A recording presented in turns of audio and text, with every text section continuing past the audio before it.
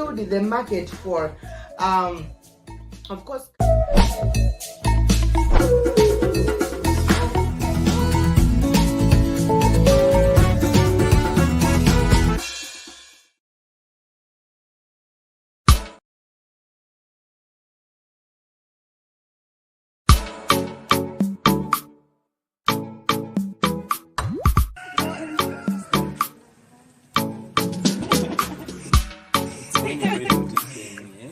I'm ready.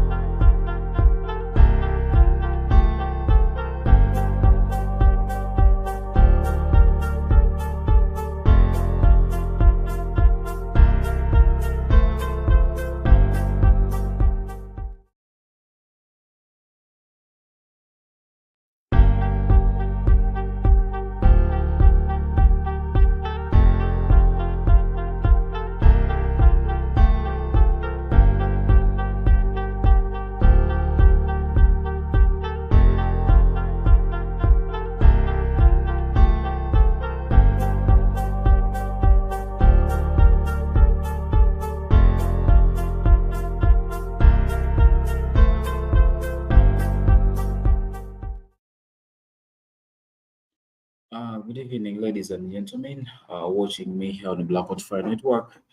My name is INNOSSETU, and of course, I'm broadcasting live from Kampala, Uganda. Let me hope, of course, your weekend was so nice. Whatever you did, of course, during the weekend was so fine and so nice. I'm also doing well. Of course, I'm going to be joined by Africa Maria. I think she's connecting the wires right about now. She's going to join me on the way. Yeah, if you're watching me on Facebook, on Twitter, please endeavor to like and follow, of course, these Blackout Fire pages. So we want, most especially, at Twitter, we want to grow that Twitter handle. So if you're watching me for the first time on Twitter and you have not subscribed in, please endeavor to subscribe. For those that are watching me on YouTube, thank you so much. I salute you all, those are watching me from YouTube. And of course, if you're watching me for the first time on YouTube, please subscribe to Blackout Fire Network 2 channel YouTube, so that whenever we come in for, of course, with the new shows, you are notified on your phone or on your laptop, on your computer, whatever thing you're using to watch me. Yeah, today is a Monday, and of course, it started by raining. That's why I'm putting on this. That's why you see me, of course, putting on this. It's because of the rain that we had in the morning, and of course, by now everything is fine. Um, yeah, everything is fine. The weekend has been so long. I was like, when am I going back on live so that people can see me? When you used to be talking to people every time, you be like, "Why I'm missing something? I'm missing to go live," because you're used to be talking to people every time.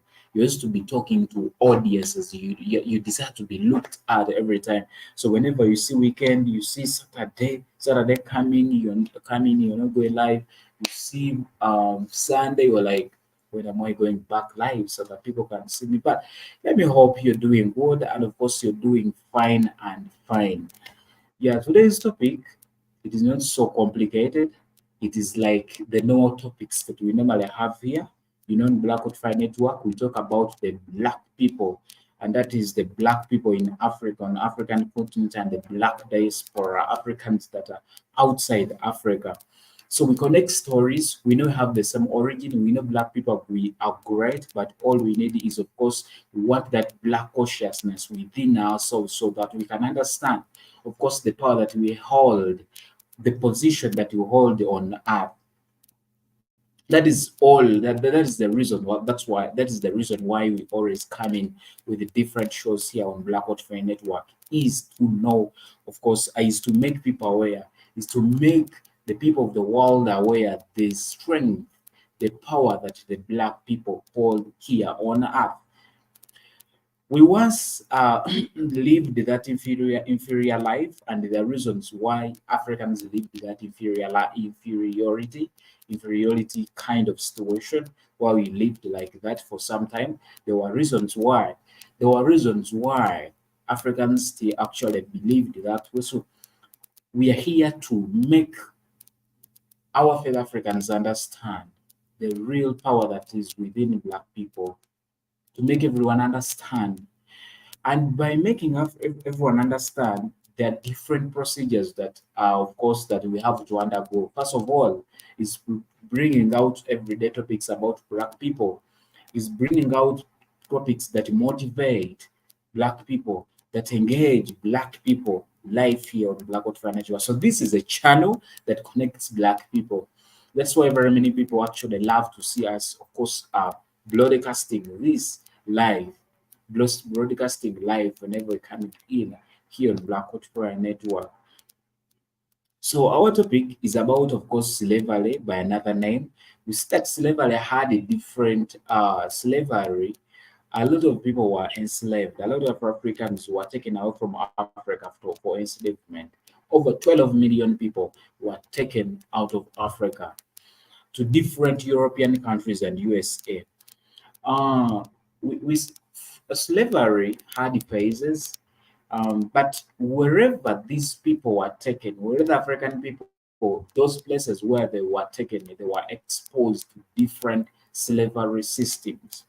They were exposed to different tortures. Africans were given different, actually, slavery was in different phrases. A case in point, in USA, actually, I remember when I was growing up as a kid, we used to sing a song in kindergarten like, slave, slave, slave in America, working day and night, working on sugar, sugar and tea, working on sugar and tea plantations. All I know in America, slave, slave, slave, slave in America, working day and night. That is the song that we used to sing as we were growing up. So actually, they always say that there is no smoke without fire. These songs actually were telling us that there is something that our ancestors went through. So a case in point in America, different countries, when the industrial revolution started, of course, different, of course, countries, European countries and USA transformed from slavery to working to using machines. So due to the fact that the industrial revolution had started, now they started imposing slavery laws. The slavery laws, these were laws that guided Africans. Of course, one of these laws, of course, caused a lot of problems. Actually, they intensified slavery, of course, slavery instead.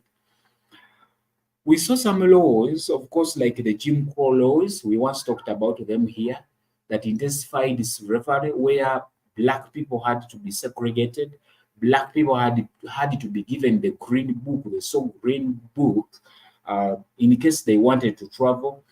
We see these laws. They indicated amendments that, of course, that intensified racial, of course, segregation within USA and other countries.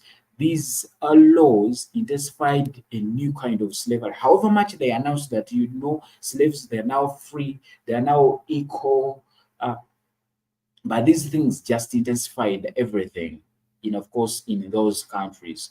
So that's why this, of course, phrase came out.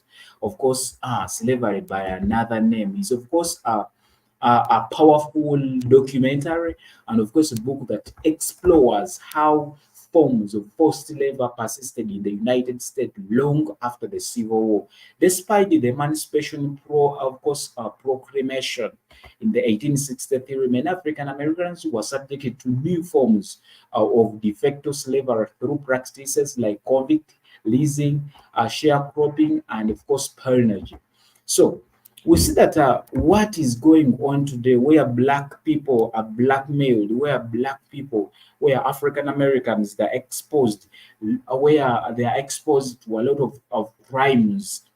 The criminality among African Americans is exaggerated. Where is exaggerated when you ask like which people are in USA are known for making crimes. Of course, they talk about the black people, the African Americans. Which people take a lot of drugs in the USA? They talk about African Americans. So this is the kind of thing I'm talking about.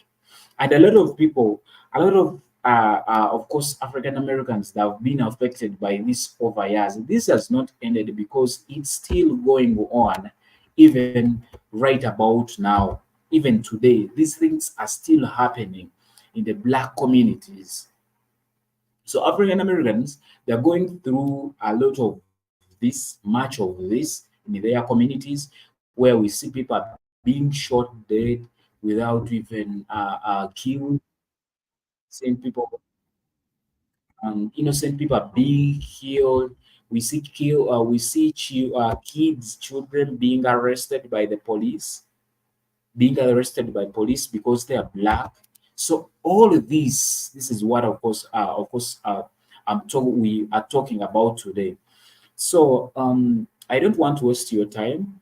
I'm sorry, but I don't want to waste your time. I want to take you through this documentary of course, it's slavery by another name. And by the end of this documentary, we shall be able to judge what is slavery in another name. Slavery, the normal slavery that you knew was carrying people from Africa to Europe, carrying people from Africa to USA. Now, let's understand how this new name of slavery is in this video that I'm going to share. Of course, we are going to watch together, we learn together, we understand each and every step of this video. I know it's going to be helpful to you and it's going to be awakening to you. Thank you so much.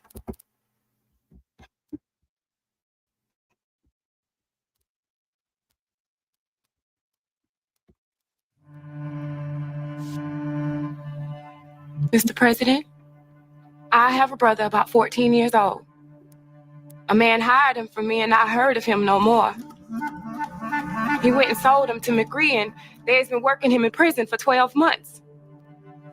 I asked him to let me have him, but he won't let him go.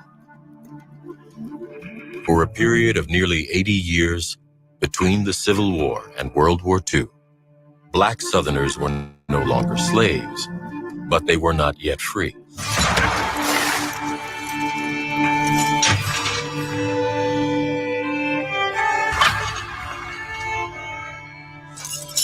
In one of the most shameful and little-known chapters of American history, generations of Black Southerners were forced to labor against their will. From almost the first moment, white Southerners were responding to try to put African Americans back into a position as close to slavery as they possibly could.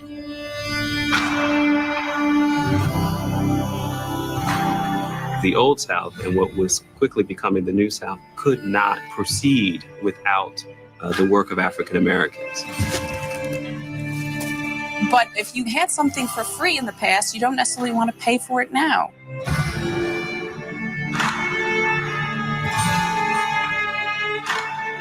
It was a straight, simple, exploitative system. There was only power, there was only force, and there was only brutality.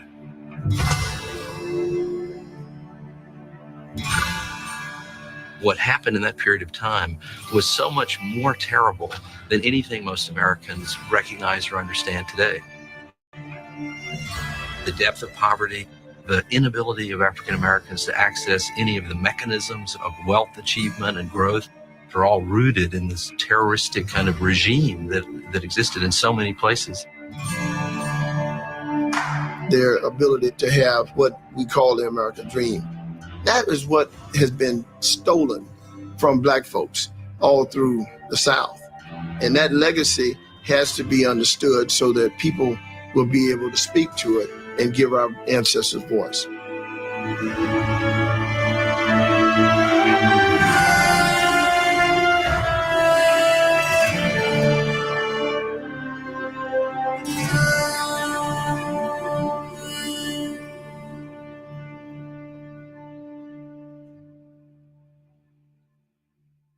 My name is Sharon Malone, and my family is originally from Wilcox County, Alabama.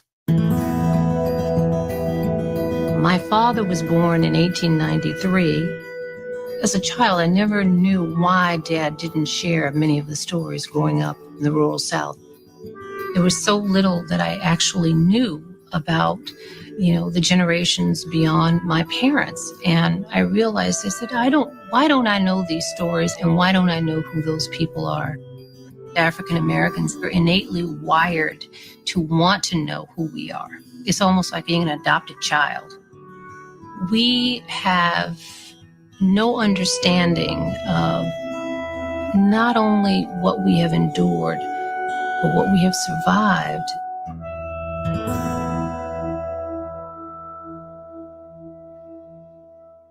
Oh, freedom.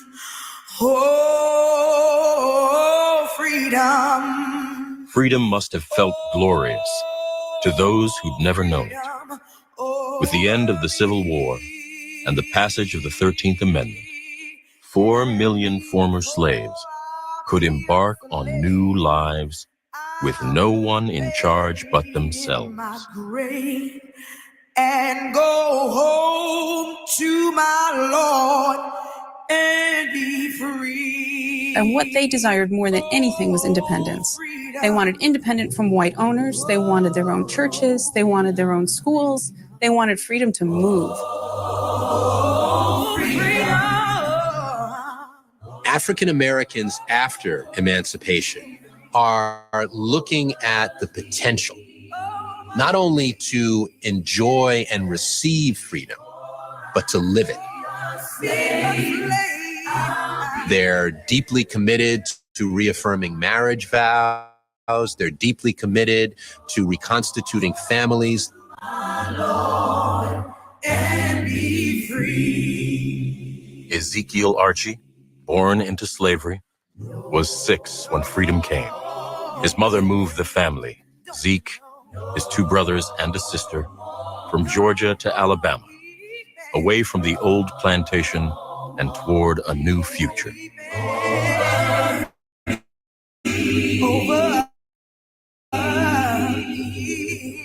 African Americans were willing to work very hard and exploit themselves in the same way that immigrants who have come to this country have exploited themselves and their families with long work days. They were willing to do that, but they wanted to own their own land. They wanted to control those hours. They wanted to be the ones to decide.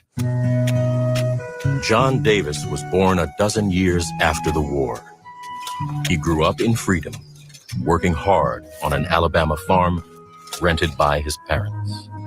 There was a tremendous motivation and desire to integrate into American life. Green Cottingham, born in 1885, was also the son of an Alabama farmer. He came of age in a nation that was increasingly urban, industrial, and modern. This is a photo of George Cottingham. He's my great-grandfather. He was actually Green Cottingham's first cousin. How hopeful my Cottingham ancestors must have been about bright futures for their family. These were hardworking, honest people. But freedom had come at a tremendous cost. The war devastated the Southern economy, which had supported one of the wealthiest aristocracies in the world. The cotton economy was in complete shambles. The fields had been burned, the cotton gins had been destroyed, equipment that was necessary for the production of cotton didn't exist anymore, but also the primary engine of the economy, of the cotton economy, that being the labor of slaves, was lost. In the 5 major cotton states of the Deep South, nearly half of all capital, nearly half of all investment was in human beings. So when those human beings were confiscated, when the investment was transferred, in essence, from slaveholders to the people themselves, that meant a huge loss of capital to Southern slaveholders, to the people who controlled the economy of the South.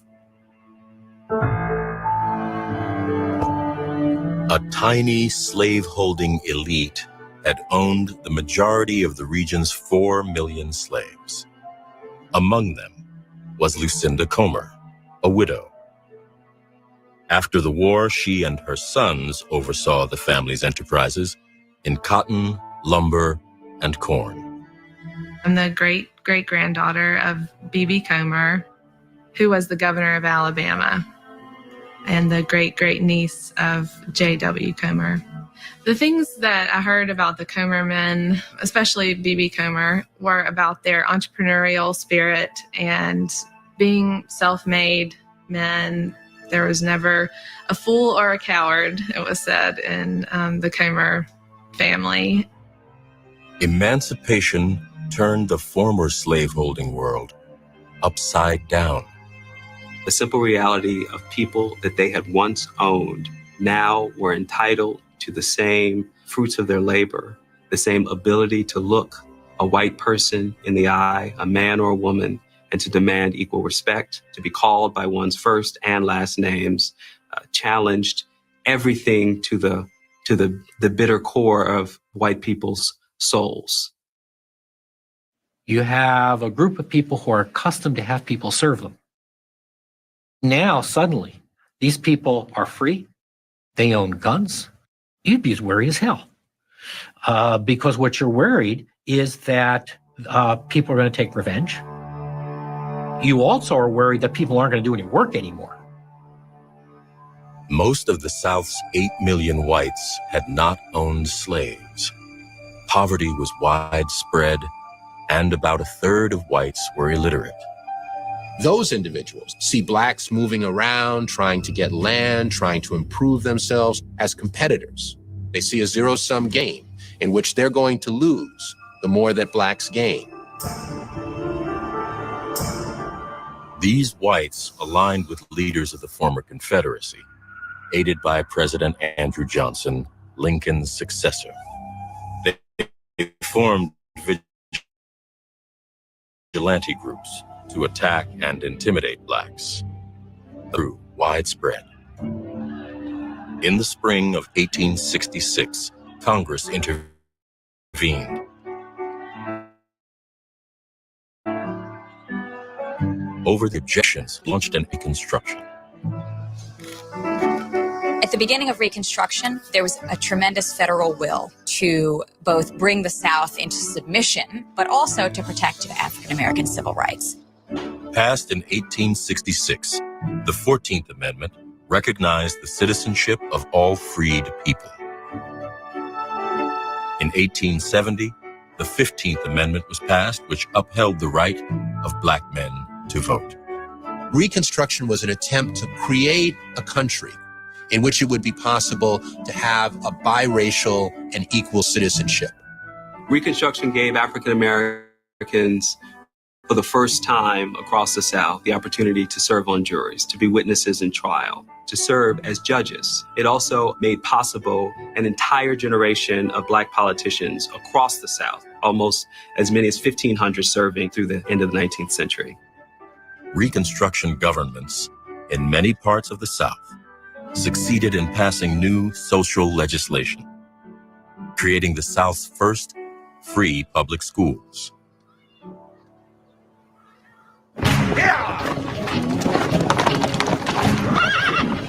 But white resistance to biracial government in the South intensified, and national political support began to wane. By 1874, voters had shifted the balance of power in Congress, allowing for the South's return to local control. There is no sustained federal presence in the South really after 1874. What they come away with is that a sense that this is a really violent situation and that there's not much we can do about it. And there's not much perhaps we even should do about it. African Americans seeking freedom could count on less and less help from the federal government, less and less help from sympathetic Northerners, and they could count on more and more and more animosity and attack from Southern whites.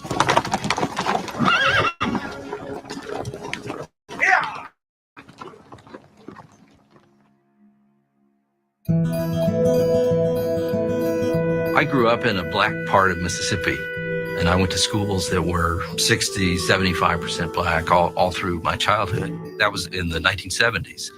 What I learned about the Emancipation Proclamation was the most simplistic version of it, that it brought an end to slavery. I also was taught, as most Americans were in some way, that the end of slavery unleashed this population of people who were ill-equipped for freedom. And that was all offered up in some respect as an explanation for the repressive things that were then done to African Americans. Even the repressive fundamentally didn't happen.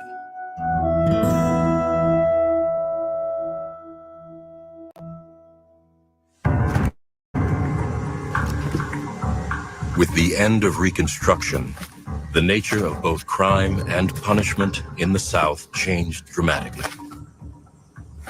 In state after state and county after county, new laws targeted African Americans and effectively criminalized Black life. It was a crime in the South for a farm worker to walk beside a railroad. It was a crime in the South to speak loudly in the company of white women. It was a crime to sell the products of your farm after dark. Anything from spitting or drinking or being found to be drunk in public or loitering in public spaces could result in confinement. So there was an over-exaggeration of African American criminality during this time period. It's not to absolve all prisoners from having committed crimes, but there were many trumped up charges. One of the most infamous set of laws to come out of this period were the pig laws, passed in Mississippi, Georgia, Florida, Alabama, enhancing penalties for what had been previously misdemeanor offenses to now felony offenses. In Mississippi, theft of a pig worth as little as $1 could mean 5 years in prison. In Tennessee, hard labor might result from stealing an 8-cent fence rail. But the most powerful, the most damaging of all of these laws were the vagrancy statutes. In every southern state, you became a criminal if you could not prove at any given moment that you were employed.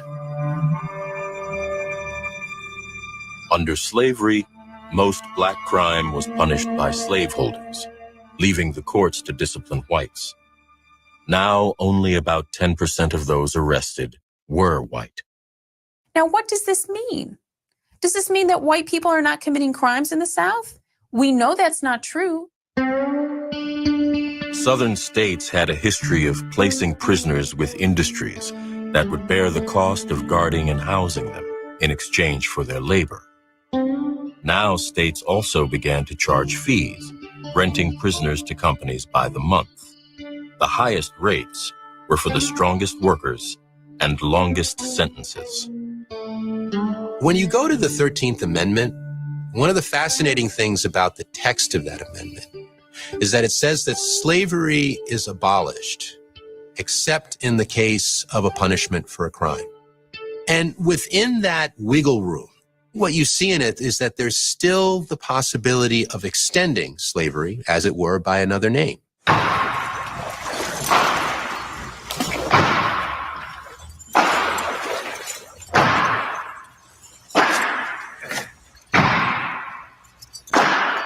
Well, it's early in the morning, baby, when I rise, The system was known as convict leasing. when I rise, it's early in the morning. It took time for the system of convict leasing to develop. It took time for the state to realize that prisoners, believe it or not, could be a source of profit. Once that revenue starts coming in, they're pleasantly surprised. This is new revenue we never had before. The state of Alabama earned $14,000 in its first year of convict leasing, 1874. By 1890, revenue was $164,000, roughly $4.1 million today. That my woman doesn't leave me. Well. By then, states throughout the South and hundreds of counties and cities were engaged in some form of leasing convicts to private industry. And it gave tremendous discretionary power for the private owner, either a landowner or a corporation or a coal mine, could be any business concern, to do what they wanted with that African American. We as convicts is something like a man drowning. We have been convicted of felonies, and because of that, we have lost every friend on earth. In 1884, a series of remarkable letters was sent from the Pratt coal mines to Alabama's new inspector of prisons. Their author was Ezekiel Archie, now a 25-year-old convict. All these years of how we suffered, we have looked death in the face, worked hungry, thirsty, half-clothed, and sore. Archie was one of hundreds of convicts now being worked in a growing network of mines and factories around Alabama's new industrial center, Birmingham. Founded in 1871 and fed by intersecting railway lines, Birmingham was poised to exploit Alabama's rich underground deposits of coal, limestone, and iron ore, the ingredients of steel. This was the new industrial South, envisioned just prior to the Civil War by slaveholder John T. Milner. John T. Milner was a brilliant engineer, extraordinary businessman. He was also a supreme racist and a despotic person. Negro labor can be made exceedingly profitable in manufacturing iron and in rolling mills, provided there is an overseer, a Southern man who knows how to manage Negroes. He laid out some of the first railroad lines that would run across Alabama. In many respects, he was the father of Southern industrialization, particularly in the deep, deep South. Milner's vision triggered decades of rapid industrial growth. After emancipation, industrialists replaced slaves with convicts, acquiring thousands from state and county governments. You can't drive free labor the same way that you can force prisoners to mine 5 tons of coal a day. And this is why people like Milner wanted prisoners in his coal mines. He saw them as a great source of profit, and he didn't have to worry about labor disputes.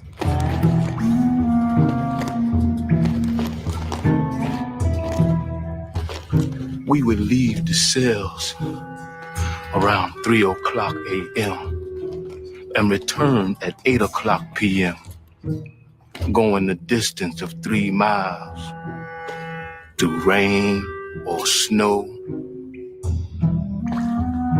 To describe the conditions in a coal mine at this time is to say that they're primitive is you can't even imagine it.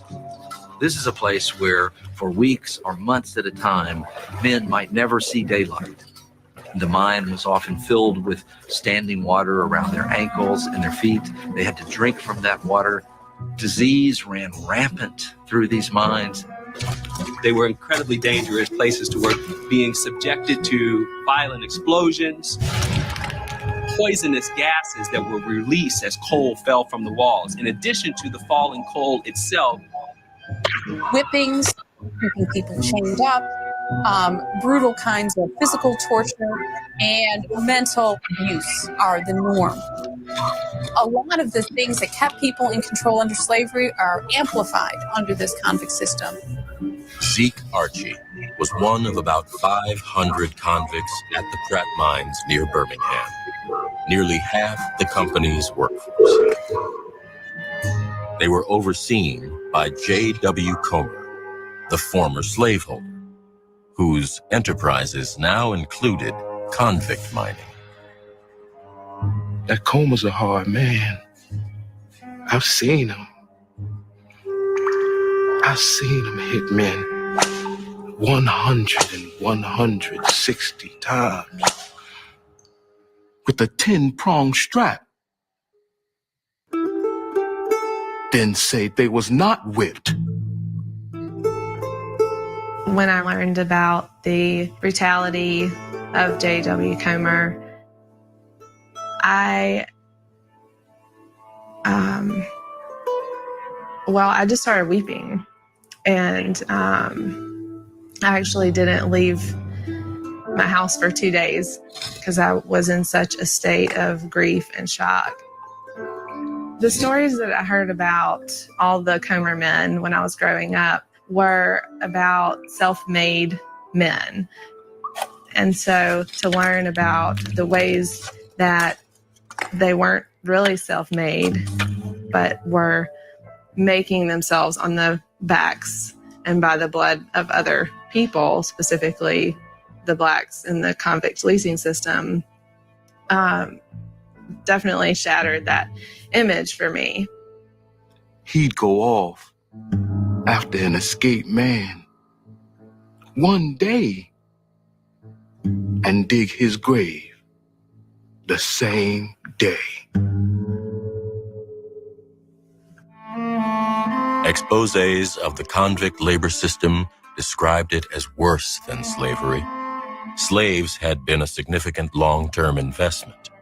A convict could be rented for as little as $9 a month.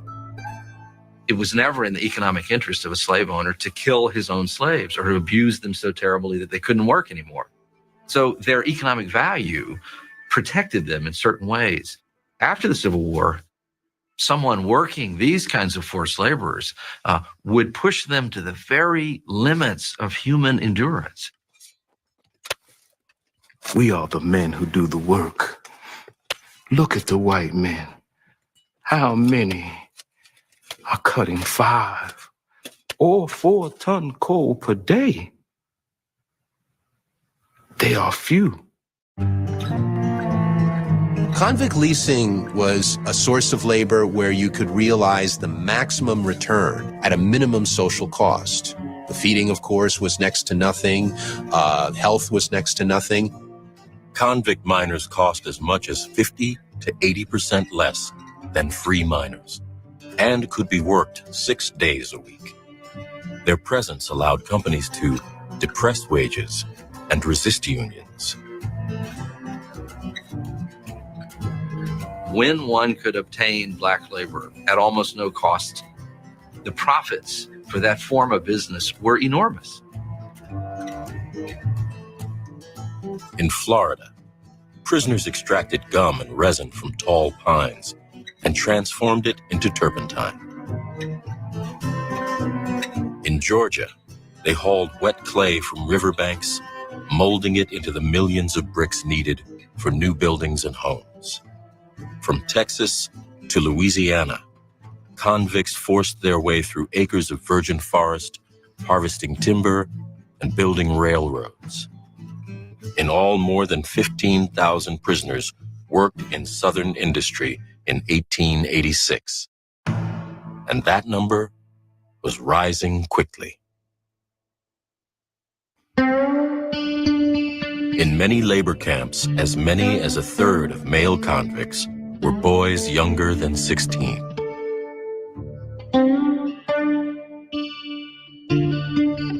Girls and women were also forced into labor. Over 90% of convict laborers in Georgia were African-American men. The next highest percentage would obviously be white men, but African-American women were also utilized in these various tasks in manual labor.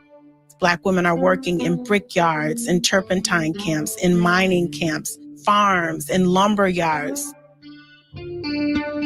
Convict leasing becomes a new form of economic development in the South and a ubiquitous form of punishment for Southerners as the criminal justice system expanded itself. And sweeps would take place all throughout the South, whether it was for a dice game, whether it was for an altercation, whether it was for being mouthy or uppity. The record of thousands upon thousands of people arrested in this way is everywhere in the South. In the fall, when it was time to pick cotton, huge numbers of Black people are arrested in all of the cotton-growing counties. There are surges in arrests in counties in Alabama in the days before, coincidentally, a labor agent from the coal mines in Birmingham is coming to town that day to pick up whichever county convicts are there. Some charges were serious, but more than 2/3 of all state prisoners at the time of Zeke Archie's arrest, including Archie, were convicted under vague charges of burglary and larceny. County prisoners, too, were sent to the mines. For often trivial offenses, they faced the real possibility of death. In some Alabama prison camps, convicts died at a rate of 30 to 40% a year. And this system is one that I think in many ways needs to be understood as brutal in a social sense, but fiendishly rational in an economic sense. Because where else could one take a Black worker and work them literally to death after slavery? And when that worker died, one simply had to go and get another convict.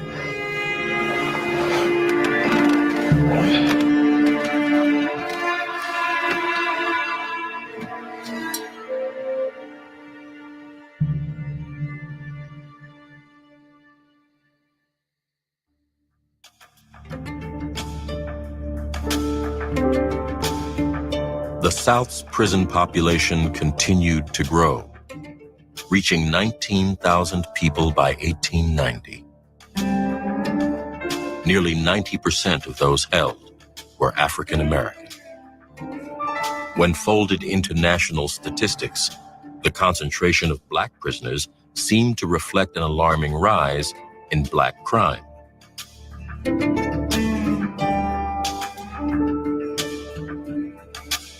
So as early as 1890, African Americans are almost 3 times overrepresented in the prison population. The general population is 12%. The nation's prisons population of Blacks is 30%. So there are many important implications and long-term consequences for this convict leasing system. Not only is it so oppressive, but when you have an overwhelmingly Black prison population, it cements that relationship between criminality and race in people's minds to the degree that it's seen as something inherent. Southern editorialists, sociologists, politicians are all saying that the statistics prove that Black people are a criminal race and that freedom had been a mistake. If you were to ask most Southerners, white Southerners, what they thought of African Americans in the 1850s, the 1860s, even into the 1870s, one profile would have been of people who are loyal, dutiful, trustworthy. Those same people in the 1880s and by the 1890s have been demonized. They no longer are trustworthy. They no longer have the capacity for citizenship.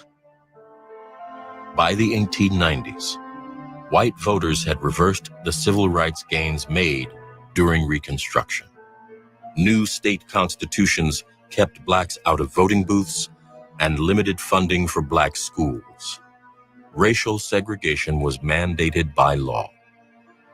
They do this because it's important to remind Black people day after day after day, minute after minute, that they have a place in this society and that that place is subordinate. So what that means is that when a black person is walking down the street and a white person walks towards them, they step into the gutter. My name is Barbara Jean Belial. I was born in Birmingham in 1936. You had to stay in your place.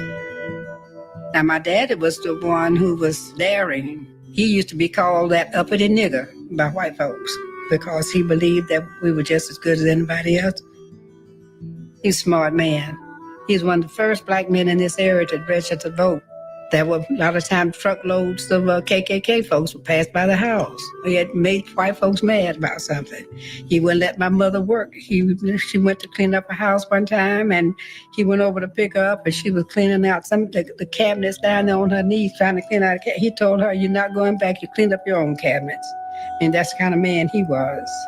But he's another story, though, and I'll have to talk about him at another time.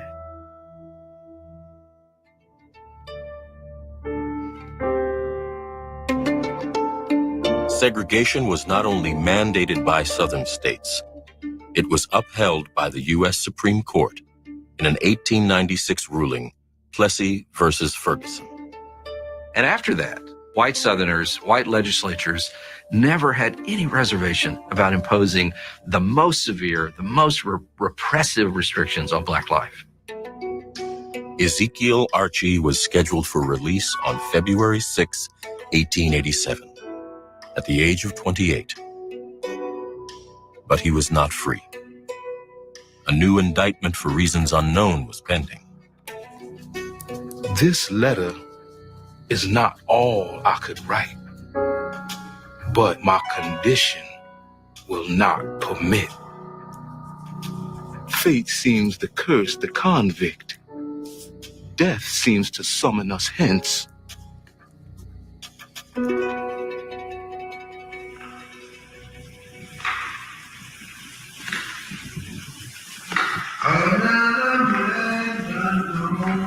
As the 19th century came to a close, and for many decades to come, the possibility of freedom was overshadowed by the constant threat of forced labor and violence. I didn't know it.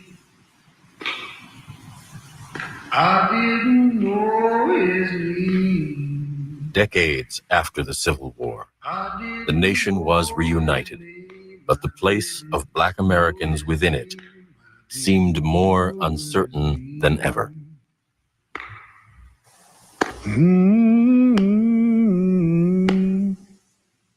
Many whites in the South are completely indifferent about whether black people live or die. They want to see them in their place. They want to see them as an exploitable system of labor. They want to see them as an affirmation of their racial superiority. And if they don't fulfill that role, then to hell with them.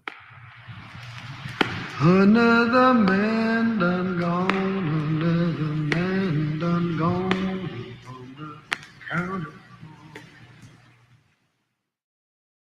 I never will forget this. I'm 9 years old, going from West Palm Beach to Tampa, where my mom's from, to see my grandmama. And we had a brand new Oldsmobile, and a cop stopped her in Kissimmee, Florida. And the way he talked to my mom, he gave her a ticket for speeding, and she was not speeding. It was just because he could do it. You follow me? And the ticket cost a 1 month salary. And my mama had to restrain me because I wanted to get after this white boy like I could not believe at 9 years old. When you have to just kind of just tuck it in, like my mom would say, Bernard, you got to just stop because we may not get out of here. And you can see the terror in her eyes. You follow me? Because we're in little old Kissimmee in the 50s.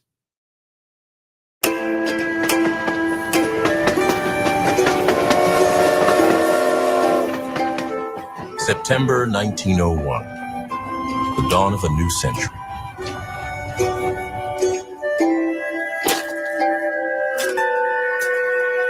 John Davis, now 23, and renting his own Alabama farm, was on his way to Goodwater, about 18 miles away.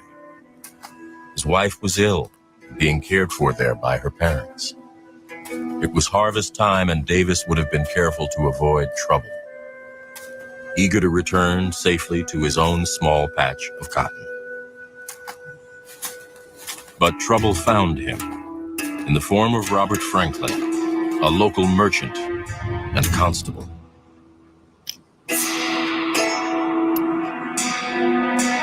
Bob Franklin said, "Nigga, have you got the money? When are you going to pay the money you owe me?" I said, "I don't owe you any money."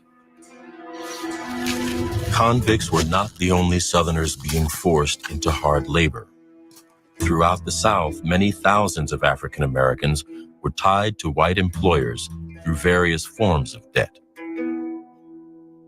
You get a person in debt, you continually keep them in debt, you never let them work it off, and you control their labor. Any kind of relationship where you use debt as the fulcrum to extract labor, that's illegal. You violated the peonage law. Peonage, or debt servitude, was outlawed by the federal government just after the Civil War.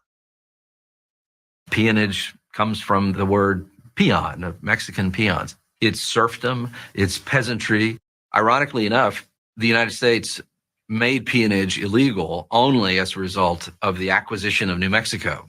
And the federal government didn't want to introduce Mexican peonage into the American legal system.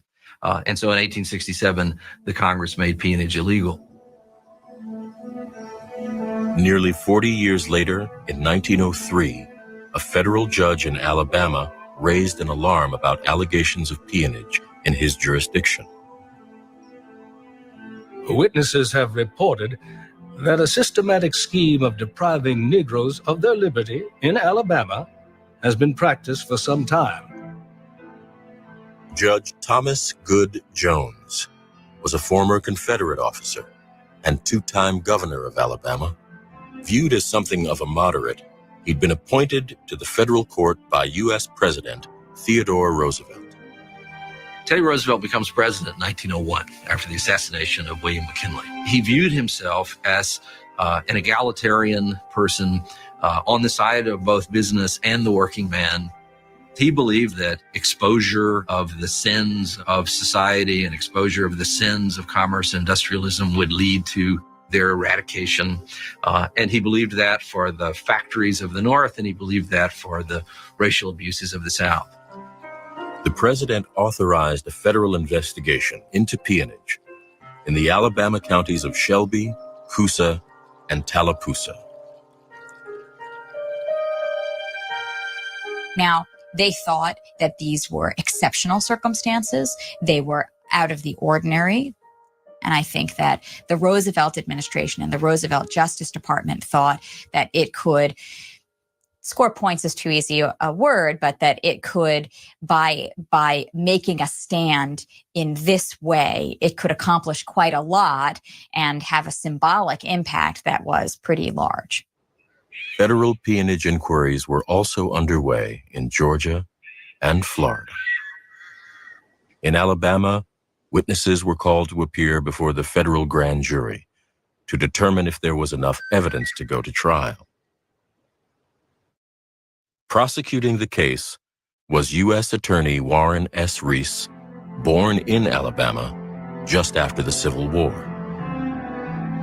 Now, I have lived in this state my entire life for 37 years, and I have never comprehended until now the extent of this present method of slavery through this peonage system. Southern progressives were not free of the racism that Southern conservatives had, or Northern progressives were not free of that either. But they did think that there were some things that were just beyond the pale. And so when stories, horrific, sensationalized stories of African-American slavery came to light, they were precisely the kind of thing that we as a modern, civilized nation should not engage in. Among those testifying was John Davis, freed hastily as word of the investigation spread. Bob Franklin said, "When are you going to pay the money you owe me?" I said, "I don't owe you any money." Nearly 18 months had passed since he'd been stopped by Franklin, the local constable. His testimony echoed that of other victims. Like Davis, they were falsely accused and quickly convicted. They were sentenced and charged fines and court fees, which they couldn't pay. They could do nothing as local whites paid the court and took control of them. John Davis was bought from the court by Bob Franklin and then resold for profit. He said, "We're gonna carry you over to Mr. Pace's." I told him I didn't know anything about it. And he said, "We know." John Pace was the Baron of Tallapoosa County, Alabama. He had been the sheriff of the county in the 1880s. He then amassed a substantial amount of land, the most fertile land along the Tallapoosa River in his part of Alabama.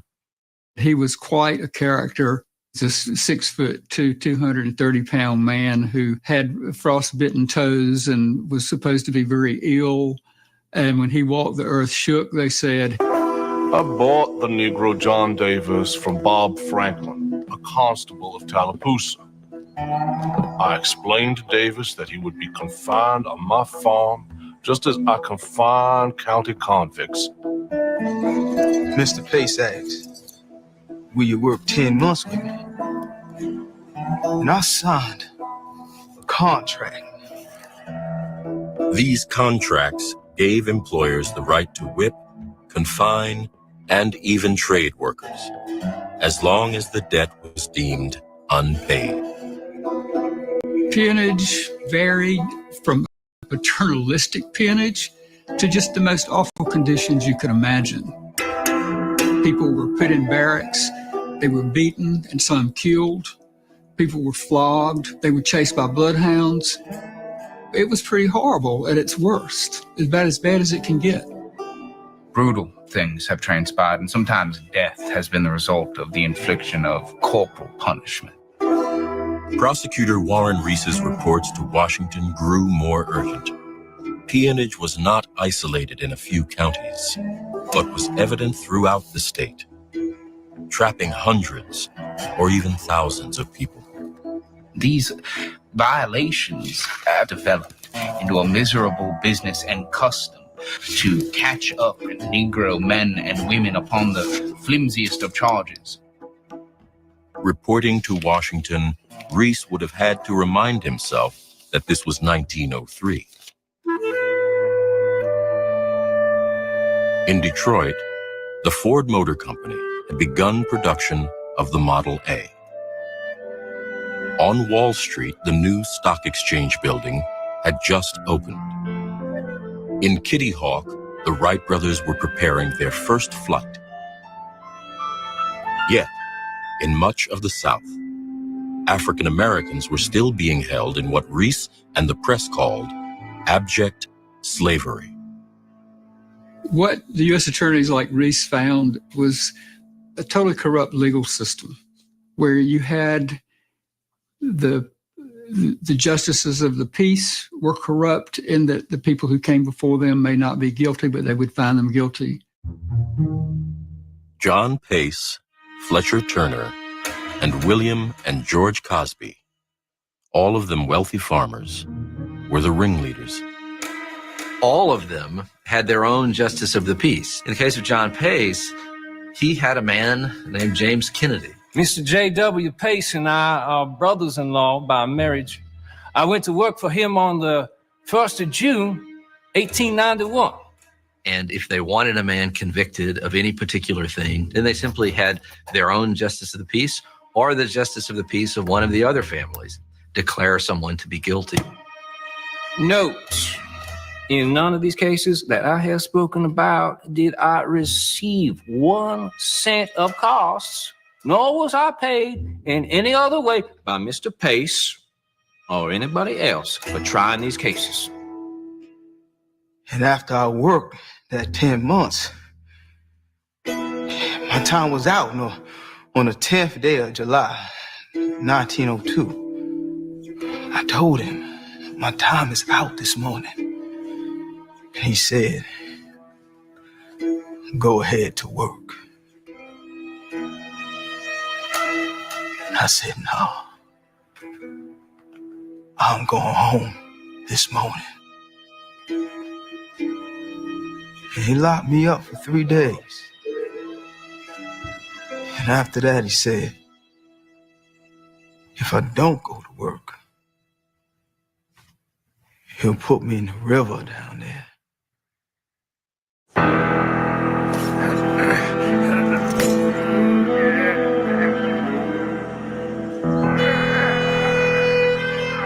As the investigation in Alabama continued, the federal grand jury began issuing indictments. John Pace was charged with several counts of peonage. If convicted, he faced decades in prison. The next day, Pace's Justice of the Peace, James Kennedy, unexpectedly returned to court.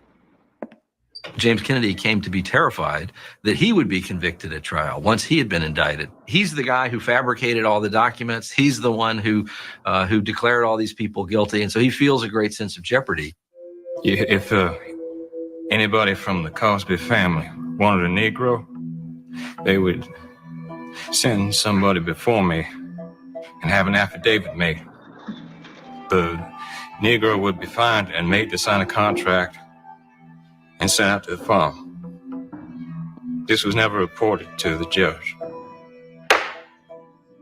Kennedy confirmed that at least 80 men and women had fallen victim to the conspiracy. Many other cases were suspected. As the grand jury continued to issue indictments, they asked Judge Jones to explain the federal law against peonage. Judge Jones comes back with a ruling which asserts that in essentially every case in which a landowner is holding a laborer to pay back a debt, that unless there has been a conviction of that person in an open court, in a sanctioned way by the government, it's peonage, it's debt slavery. They are guilty of a conspiracy to deprive that person of the free exercise or enjoyment of a right or privilege secured to him by the Constitution of the United States. And the ruling from Judge Jones unleashes this firestorm of fear and panic, not just in Alabama, but all across the South. 40 years after the Civil War, the United States had emerged as a global economic leader, due in part to Southern industry and agriculture. Employers throughout the South relied on debt to coerce labor. The judge's ruling might apply not just to convicts or those trapped by corruption, but also hundreds of thousands of black families tied to white landowners through tenant farming and sharecropping. If they lose access to that army of laborers, or they're compelled to deal with them on equitable terms as free citizens, then the entire Southern economy is disrupted, and along with it, the entire U.S. economy is disrupted as well. What had begun as a principled investigation that was probably going to go nowhere was turning into a potential political catastrophe for the Roosevelt administration. Mr. President, I have a brother about 14 years old. A man hired him from me, and I heard of him no more.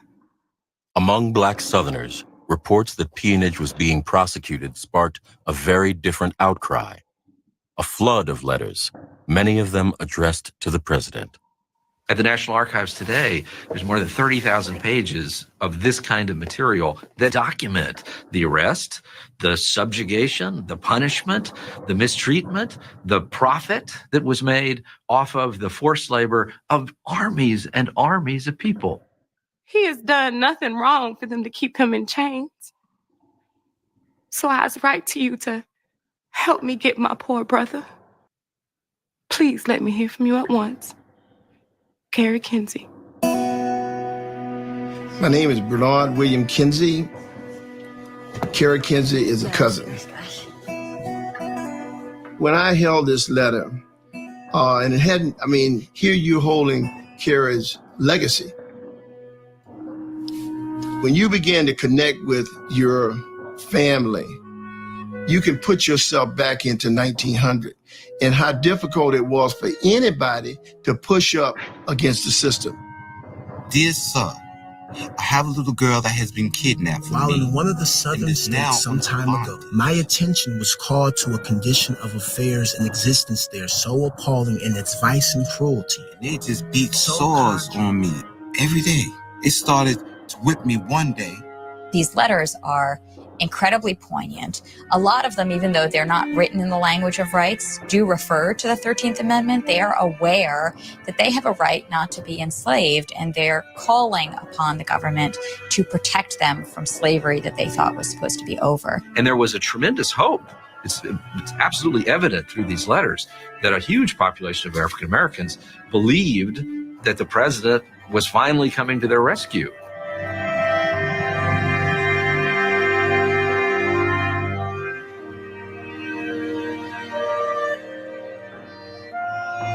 But the Alabama peonage trials in the summer of 1903 were over almost as soon as they began.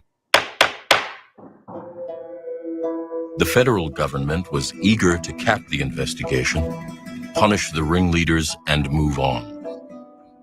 The Cosbys and Fletcher Turner pleaded guilty, and Judge Jones imposed minimum sentences. Judge Jones really believed that if you convicted these people, some of them got fines, a few of them even served a little jail time, that would furnish an example so that people who were doing this would no longer do it. Pace also pleaded guilty and was sentenced to prison. He remained free on appeal as his lawyers prepared an outrageous argument. They said Pace was not guilty of peonage because his victims did not owe him money. And while he may have been guilty of slavery, in 1903, that was not a crime. It was a grayish area because there was a 13th Amendment that abolished slavery, but there was never a statute passed to make you guilty of slavery, of holding somebody in slavery after the Civil War. 3 months after the trial in September 1903, President Roosevelt granted a pardon to the Cosbys. 3 years later, in 1906, he also pardoned John W. Pace. Pace never went to prison, and the federal government turned a blind eye to the forced laborers he continued to hold on his farm. The federal government really pulls back from doing these cases in a big way. There was a lack of will to do what would be and prove to be very hard work of actually uprooting the tremendous systems of involuntary servitude that existed in the South. And I don't think that the federal government had that political will.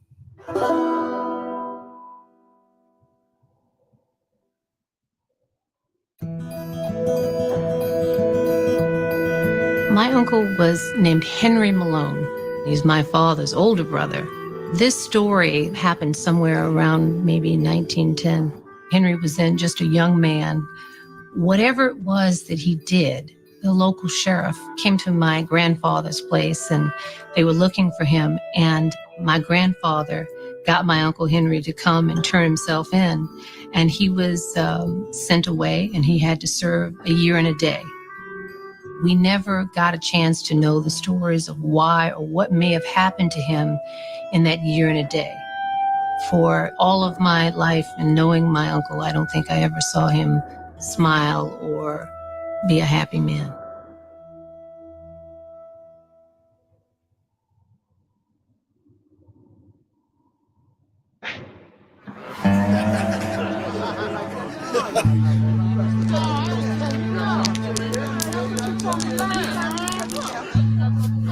In 1908, 2 years after the pardon of John Pace, another young man would be trapped in the shadow of slavery.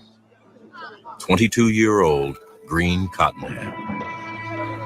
The world he entered as a man, just as the 20th century was beginning, was completely different, in which already every southern state had passed rafts of laws designed to circumscribe the lives of African Americans, to limit their ability to work freely, to move freely, to make it almost impossible for them to live in true independence of the powerful whites wherever it was that they lived. Greene was arrested with others outside a train station in Columbiana, Alabama. Within 24 hours, he'd been convicted of vagrancy. He was sentenced to 3 months hard labor and $38 in fines. To pay the fine, the hard labor was extended to 6 months. Greene was sent to the Pratt mines, which paid the county $12 a month for him. It's important for us to now go back and re-examine that notion of what being a convict meant at the turn of the century. Greene Cottingham was just picked up, charged with vagrancy, which is a crime of no real import, but then thrown into this prison system. Just because you put a label on someone as a convict or whatever your label is, that doesn't justify not treating them like human beings.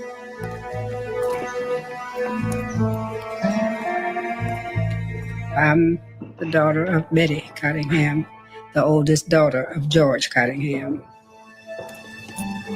I didn't know that people could be just picked up and put in jail.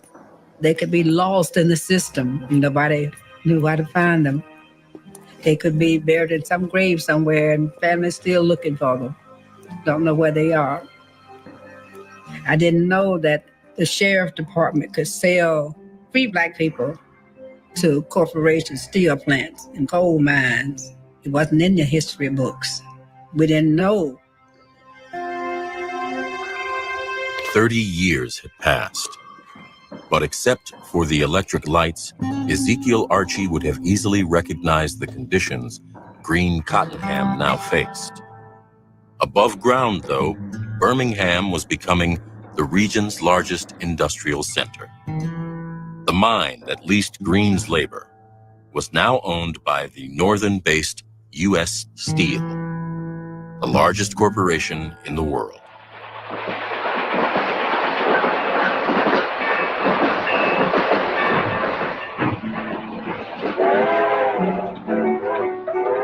And a growing number of African Americans, nearly 2 million between 1910 and 1930, were moving out of the South. There were plenty of reasons for Black people to get the hell out of the South. Having to put up with the threat of lynching, with being grabbed off the street and put in jail and made to work. And every time you walked down the street, you had to be on your P's and Q's so you wouldn't offend anybody. The North was erecting its own barriers to Black achievement. President Woodrow Wilson, elected in 1912, mandated Southern-style segregation throughout the federal government. There's a kind of gentleman's agreement that's emerging during the Wilson administration that the federal government is not only going to look away at the practices of the South, but it's going to adopt those practices in relation to the ways in which it organizes its own affairs. Nearly 400,000 African Americans fought for democracy in World War I. They returned to unprecedented racial hostility. It just gives you chills to think that someone can go and fight for their country and come back and have to fight for their very life because of one thing, because they are African American. A new generation of civil rights organizations had emerged. Among them was the National Association for the Advancement of Colored People, founded in 1909 by a group of activists, including W.E.B. Du Bois. We claim for ourselves every single right that belongs to a freeborn American, political, civil, and social, Du Bois wrote. And until we get these rights, we will never cease to protest and to assail the ears of America. This battle we wage is not for ourselves, but for all Americans. W.B. Du Bois is very clear that the way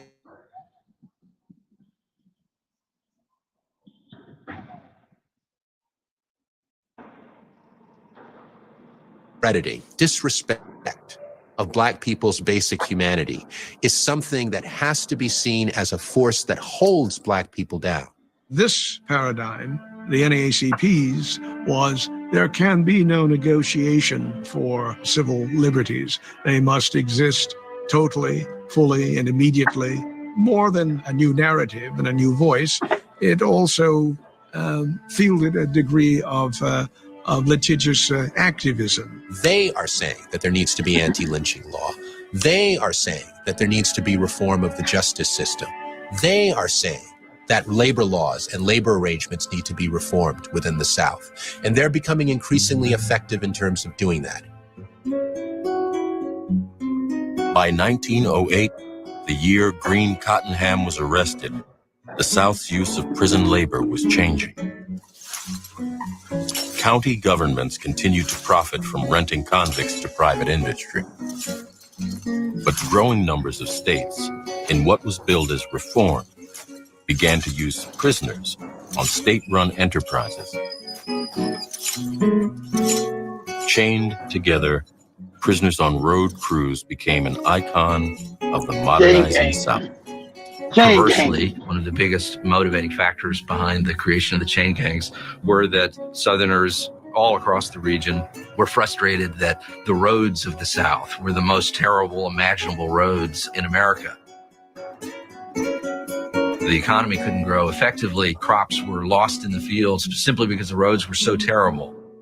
The conditions for chain gang prisoners were equally horrific as they were for convict leased prisoners. They were subject to the same modes of brutality, to go out here the same and beatings, create the roads for these no good bastards. You know, slavery never ended in this country. Never. Never fucking ended. These crackers are wicked, evil. That's who they are. You be picked up and thrown in jail just for standing on the corner. Oh, you're vagrant!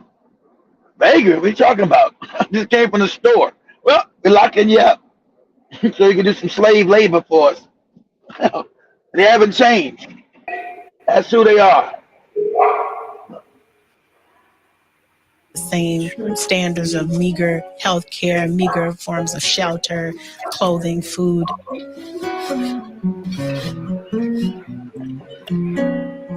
Chain gangs continued deep into the 20th century, along with other forms of forced labor, including debt peonage and sharecropping. A sharecropper will agree to work for a percentage of the proceeds of the sale of the cotton crop. Sharecroppers had to take out loans in order to survive and in order to bring the crop in during the year. 50, 70, 90% interest rates were not uncommon all throughout the South in relation to sharecropping finance of the basic necessities that they needed to get through a year. So that system is going to put African Americans in a position where upward mobility is essentially impossible for most of them. Sharecropping also engulfed growing numbers of whites, including immigrants. But without legal or political rights, Black sharecroppers were especially vulnerable. Millions of Black people in remote parts of the South could not leave the farms they were being held on. If they did, they were subject to arrest by the sheriff. And if they were arrested, they would then be returned to the very same farms, oftentimes in chains, receiving nothing. Sharecropping is not slavery, but it did become, for an enormous population of people, forced labor. Families stayed intact, probably within a 2-mile radius of where they were born. Mothers, fathers, cousins, grandparents, everybody stayed. If you knew by the mere fact of leaving exposed you to the danger of being caught up in this system, it made you stay. You knew what would happen if you stepped off.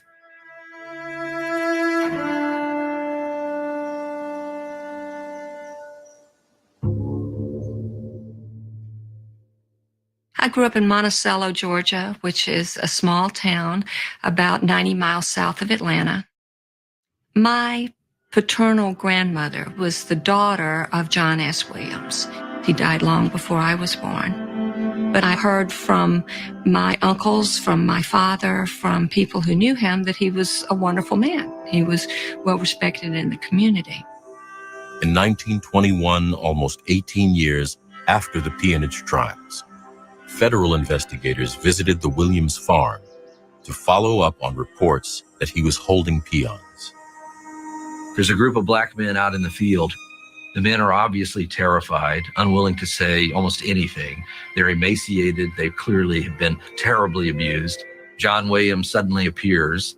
He pleads that he didn't know this was against the law, that he'll do better. His intentions were good, very apologetic to these federal officials, and they leave.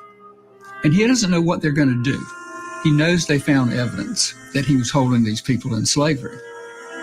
He talks to his foreman, Clyde Manning, and says, as the court transcript said, we've got to do away with these boys. The family story was that he had worked prisoners on his farm, that they were hardened criminals and they had been put in the penitentiary for a long time. And one night, a lot of the prisoners tried to escape.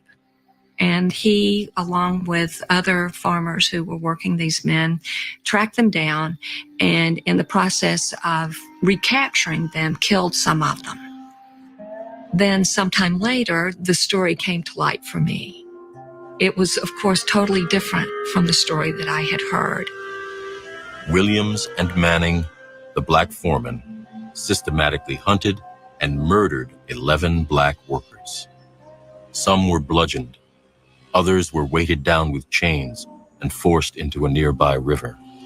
Another was made to dig his own grave. They did it in the most horrific ways that you can imagine that I really can't talk about. I just get so emotional when I think about not just the fact that these men were murdered, but the cruelty with which it was carried out. But that's what's hardest for me to imagine and hardest to accept. And it came to light only because a little boy was fishing down by the creek where they'd thrown some of the bodies, and one of the bodies came up. In the spring of 1921, Williams and Manning each faced an all-white jury in a Georgia state court. Both were found guilty and given life sentences. Within a decade, both had died in prison. Williams was the first Southern white man since 1877 to be indicted for the first-degree murder of an African American. It would not happen again until 1966. The following year, an expose of peonage in Florida inflamed readers because the victim, 22-year-old Martin Tabert, was white. A traveler from North Dakota, Tabert was picked up in a sweep in rural Florida, charged with vagrancy, and sold to a lumber company. He died soon after at the hands of a brutal overseer. First, he whipped him on his bare back 30 or 40 times. Tabert then kept lying there, so the boss continued to whip him another 30 or 40 times with a heavy leather lash. Tabor crawled to his feet, and the guard began pursuing him through the camp, whipping him as they ran. Finally, after almost 150 lashes, Tabert made it back to the cot that he had in a simple cabin somewhere, collapsed into his bed, and never stood up again. The outcry over Tabert's death helped to end state leasing in Florida. Shortly after, in 1928, a similar case led Alabama to remove its last prisoners from the coal mines. But these changes had little impact. As late as 1930, roughly half of all African Americans, or 4.8 million people, still lived in the Black Belt region of the South. The vast majority were almost certainly trapped in some form of exploitative labor arrangement. For those African Americans who remain in the South through the 1920s, 1930s, 1940s even, the conditions that they're facing are often desperate, and they find themselves more and more vulnerable if they try to rise up and create some sense of protest against the conditions that they face.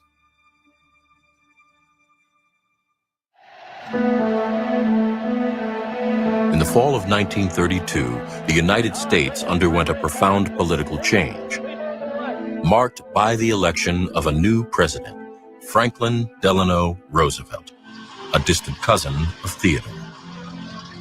Much as Teddy Roosevelt was seen as something of an advocate for African Americans, Franklin Delano Roosevelt was 100 times that. African Americans are becoming an ever increasingly important part of the Democratic political coalition. More African Americans are moving north. They're joining unions. They're joining the NAACP in unprecedented numbers. African Americans who are involved in unions, members of churches, and African Americans who are publishing newspapers and magazines are all finding ways to bring their influence to bear on the federal government and saying, do your job. We're talking about constitutional rights here. We're talking about citizens who are being abused here. Do your job or don't expect our support.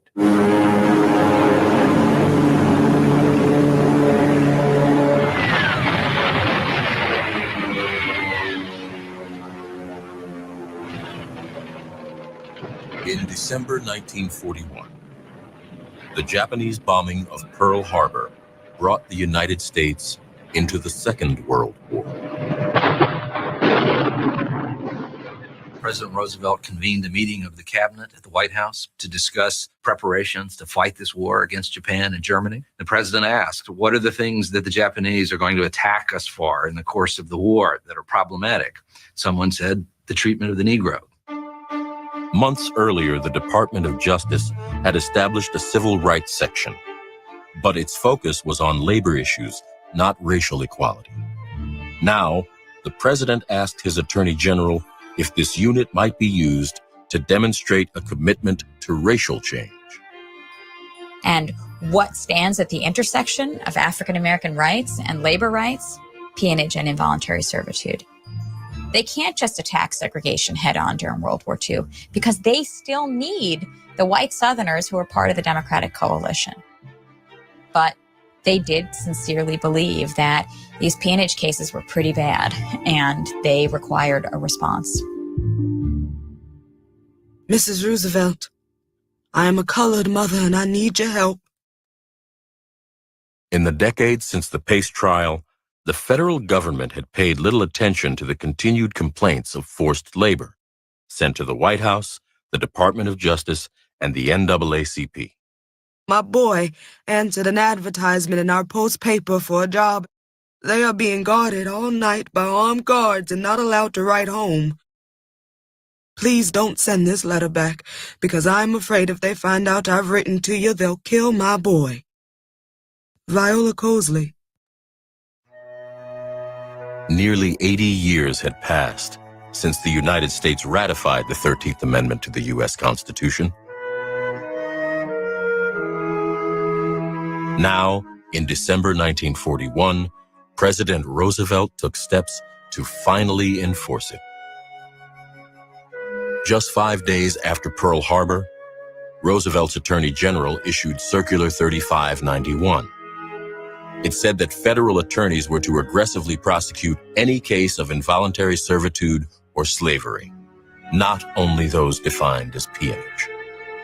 He says whether they're being held there because of a threat of imprisonment or out of violence, whatever the mechanism is that is holding people in slavery, you should go after it. And he says this is part of the war effort. These cases are important because we need to make sure that African Americans feel like their rights are being taken care of. And within months, there was a prosecution underway of a man in Texas who had been holding an African-American worker as a slave for almost 15 years.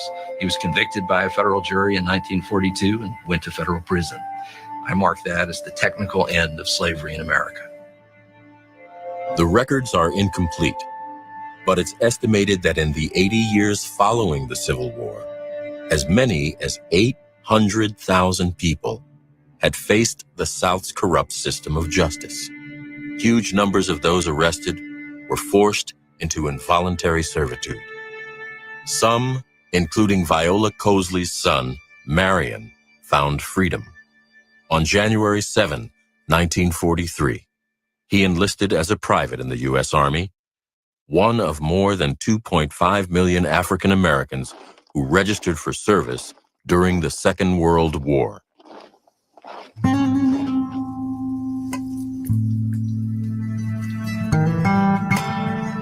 Green Cottenham, arrested in 1908, might have served in the First World War, but by the Second World War, he would have been in his 50s.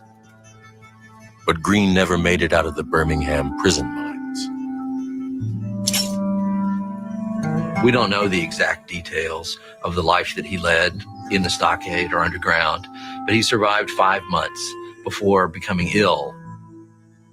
He went to see the doctor on August the 2nd, 1908. He never went back to the mine. 13 days later, Green Cottenham died. He is among more than 9,000 prisoners known to have died while leased to industry by southern states and counties. We want to think of some of these atrocities as things that happened occasionally, but you can imagine the turmoil if at any time your child could be picked up, never to be seen again, how that would impact a whole segment of people, how they view their opportunities and their future. In all likelihood, his body was dumped somewhere in these fields outside the mine, where hundreds of other prisoners also lie buried. This was real. These were real people. These were real lives, and they make us who we are.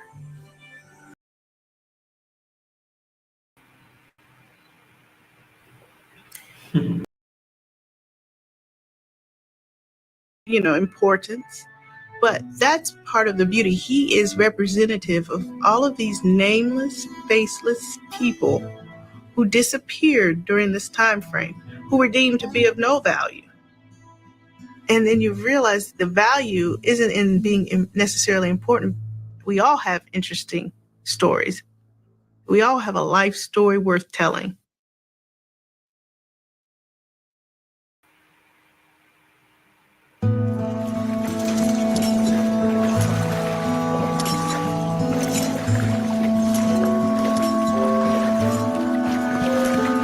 At the end of the Civil War, there were 4 million freed slaves who lived in absolute poverty, uneducated, little access to opportunity. We also know that there were an equal number of white Americans in the South, like members of my family, my ancestors, who were also impoverished, illiterate, no access to opportunity. Over the next 75 years, American society performed a miracle of sorts. Those 4 million whites living in those conditions became 40 million middle-class Americans by the beginning of World War II. That's what made American society the extraordinary superpower that it is today. All of that, though, was done in a way that excluded African Americans, brutalized African Americans at the same time. When you see how people's lives were truly stolen from them, their freedom was taken away, their fathers or husbands were taken away, you can understand how the difficulties and the disparities would persist for much longer than it seems that they should have. Without the appreciation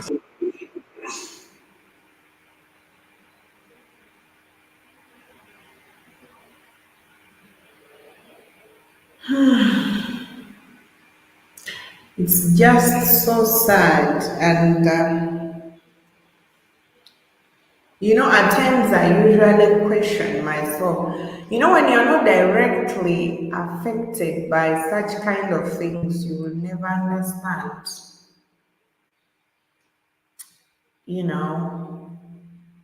But anyway, let's enjoy this spiritual song. A little bit.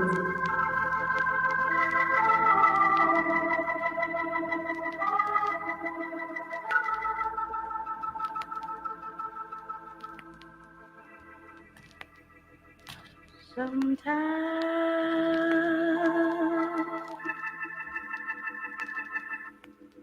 I feel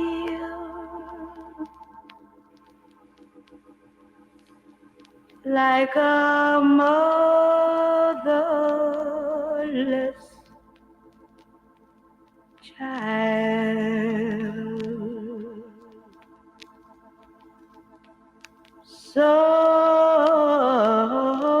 Sometimes I feel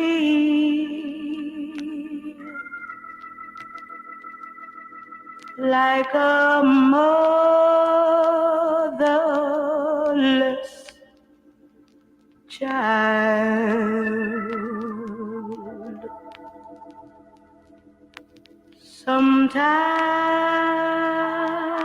Sometimes I feel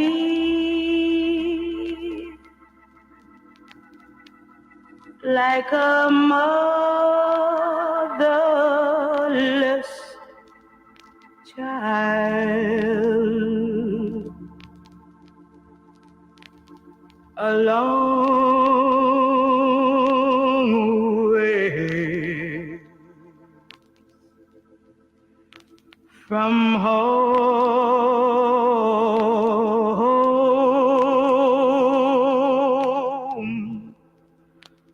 a long way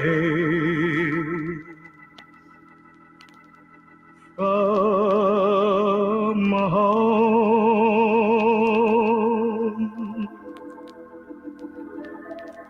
Sometimes I feel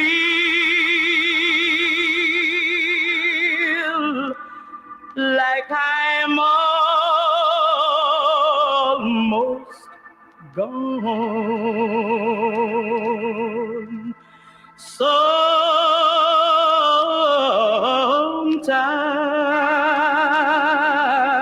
I feel like I'm almost gone. Sometimes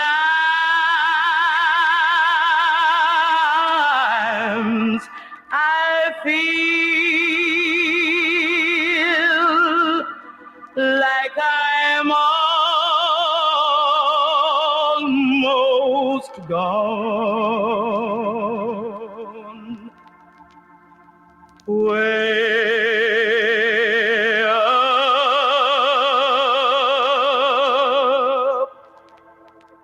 in the heaven,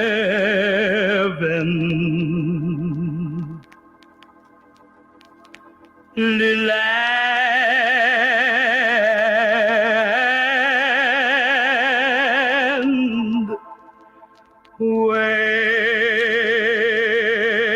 up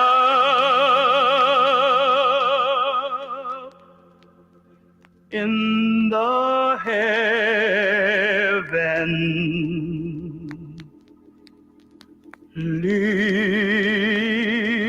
land.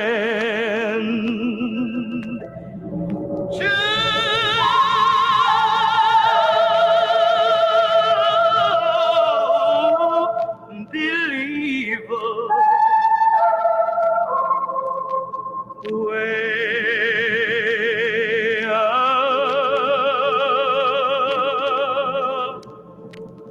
in the heaven,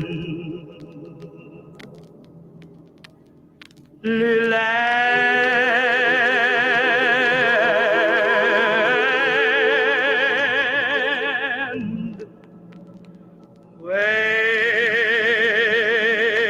up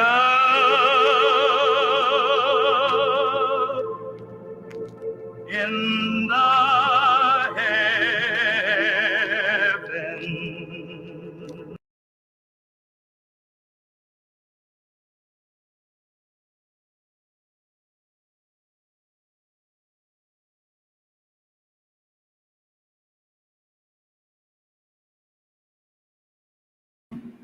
At times it's very hard for one not to get emotional when it comes to such kind of topics.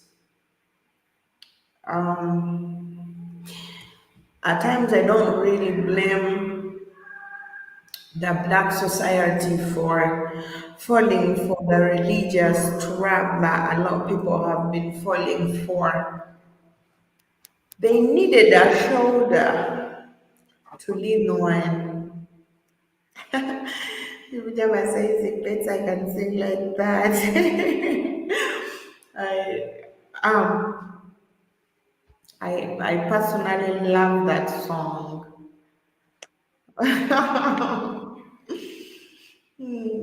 Thank you, Jibejaba. Um, it's so hard for me to go through this and not get emotional, you know. But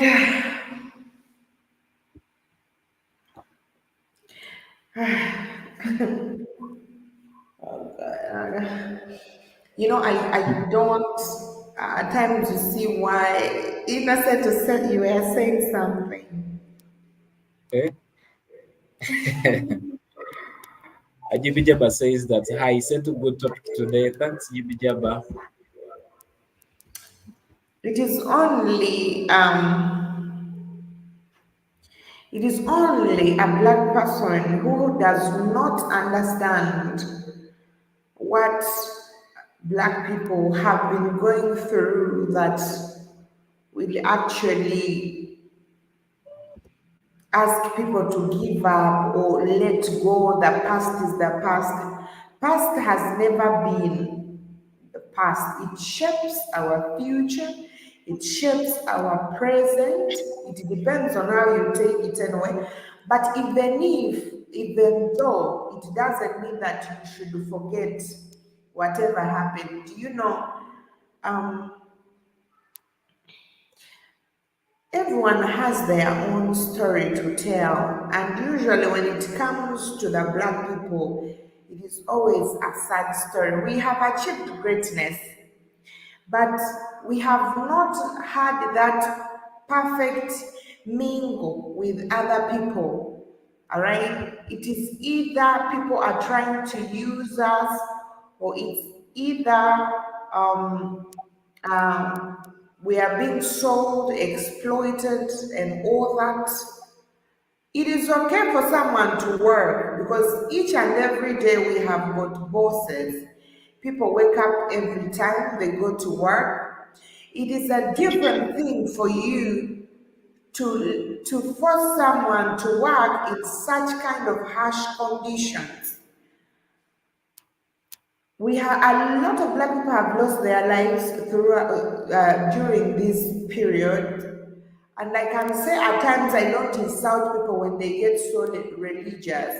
At that time, you know, a lot of black people became religious because they did not have anything to hold on. They had lost all the hope they had. And religion, they felt like religion is a place where they can lean, can make them, religion could give them hope. Because if you look at all the description in religion, this is a slave person's description. This is a colonized person's description. That it keeps you moving forward. It gives you the hope to know even if I'm going through this, there is a better place tomorrow. This is what religion is all about. Religion does not give you a better place here. It tells you there is a better place. So Uh-oh, Seto's back in Kampala. He left you alone, Maria. You gave him you gave him his grasshoppers and it left.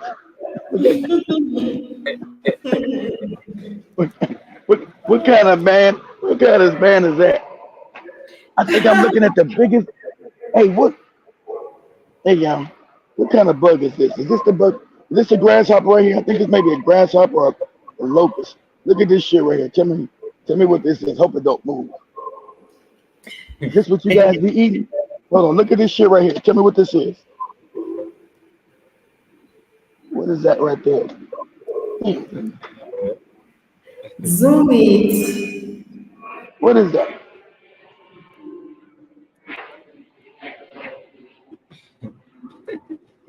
Can y'all see that thing? Yeah, I've seen. I've seen. What the fuck is that?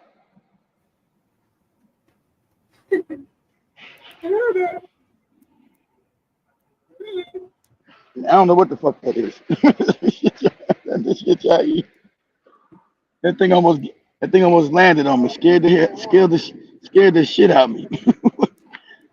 Is that what Sandra Maria's eating in the village? Shit. Maria's village is cool. How'd you like it? How'd you like the village, Seto? Maria's village is cool. They have food. They have a lot of food when it comes to greens, vegetables. Wow, the village is wow. I That's like what's up. it. I How like many the days? village. How many Though days it is did you? very Would say it's very hot. It is extremely far away. It is far. Whee! Had to go to the bus, go outside. How many days did you stay? So sorry? How many days did you stay down there, sir? How many days were you there? I remember I went there on it was Tuesday and I came back yesterday. They're like 4 days, like 4 days. Okay. Okay. Did you have fun? Sorry? I said, did you have fun? Yeah, yes, I did. Yeah, we had fun. Okay. I can hear you well. It's raining here. Rain is in my ears. Yeah. It wasn't raining down there? Yeah, it's raining here. I'm talking about down there, Seth. Was it raining down there?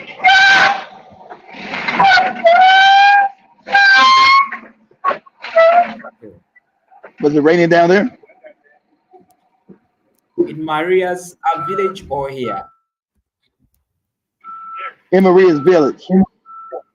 Yeah, it's raining. It's raining. I remember the day I went, it rained hard. The day I went, the day I traveled.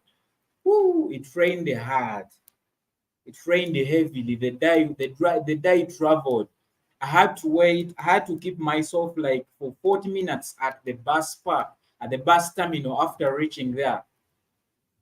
I couldn't travel anymore after reaching that place. It was raining.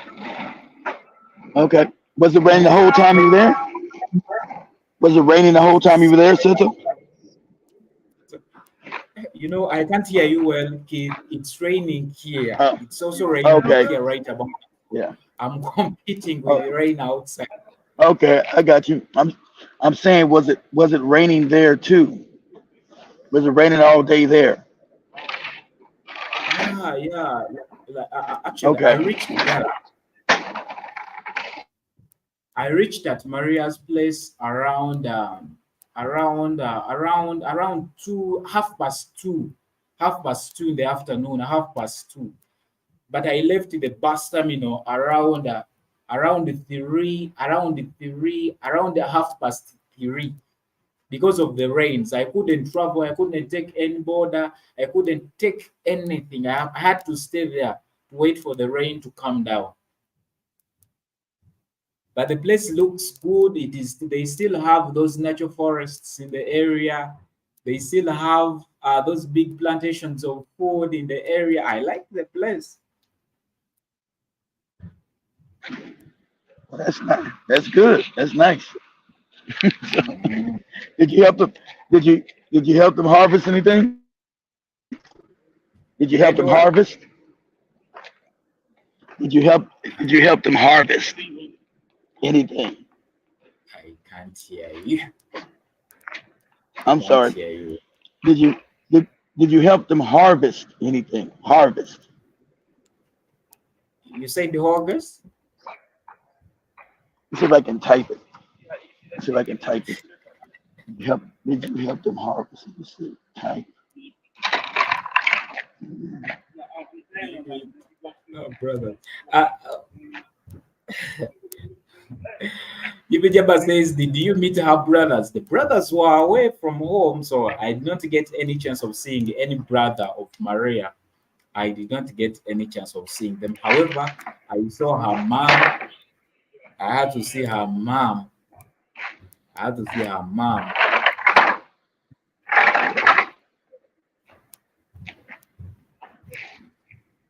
Did you have? Hey, did you? Okay, okay. But it's planting season key, so there are no harvests for now. There are no harvests for now in Maria's place. Actually, even here in Kampala, even here in central Uganda, there are no harvests for now. It's a planting season. People are preparing gardening to, to take the seeds and stuff. My mom is very nice. Yeah, she's doing nice. She's doing good. Maria's mom, she's doing good. She's there in the village. She's doing good. But what I didn't like about Maria's place, like when it rains, things become hard. No moving. When it rains, it is raining. It is serious with the raining. It rains the entire day and no electricity. It rains the entire day. That's what I hate about. That's what I hated about Maria's place. But the place is nice, by the way. Yeah, the place. You like when it rains, you have like real mud. You have to get real mud when it rains. Real mud in the area, but the place looks good. Place is nice. It is super nice. I like the place. Food is not expensive. Most of the things are not too expensive in the area. Oh, Jupiter says, did mom cook for you a special meal? We had. By the way, I had to, like, her mom knew that I was going to travel, so they had to prepare for me special food. Michelle says that she loves the rain. At the time was also, by the way, Michelle, I also love rain, but when it rains too much, like raining for like 4 hours, it is raining, does it? And too much rains. Like you can't move, electricity is off, and when and when you find yourself when your phone has no power, it has no power. When your phone is shut down, oh, when it comes night, it is very dark. A lot of mosquitoes in the area. A lot of mosquitoes.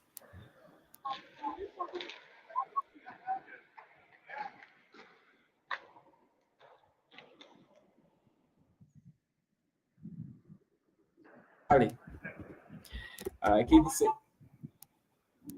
it says that not all damn day. Yeah, rains becomes a problem when it has to rain. Like it rained. As moment as I left Central, I started the western part of Uganda towards Maria's place. I found rain that side.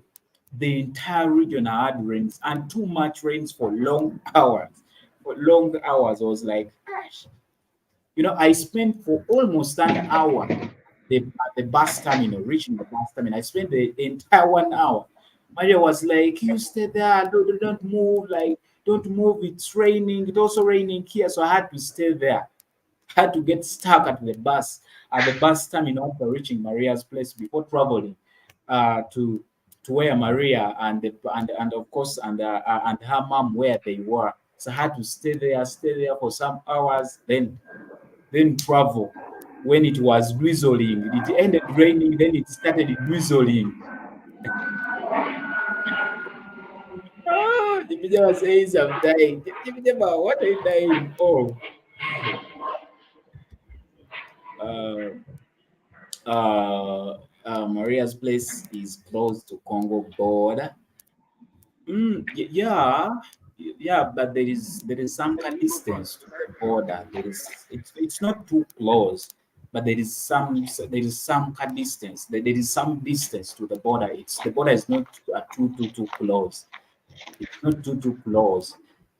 The border, there is some kind of distance uh, to the border. Kadojide mu video. Ayinze nkuba, it's raining here. I'm competing with the rain. That's why Keith is typing. I wasn't hearing well what he was saying because I'm competing with the rain sound here.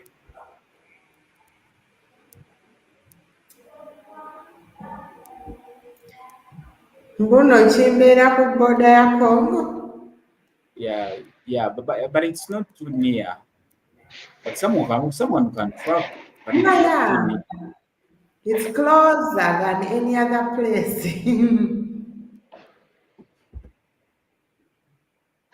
Man, Kuba, do you hear the rains here? I liked your place apart from the rain. When it rains that side, I want I want rain to rain, and of course, we do other things, but raining for the entire day, raining for 4 hours. That's what I think about your place. When it rains, it is serious with the raining. It is just the season. No moving, electricity is off, mosquitoes.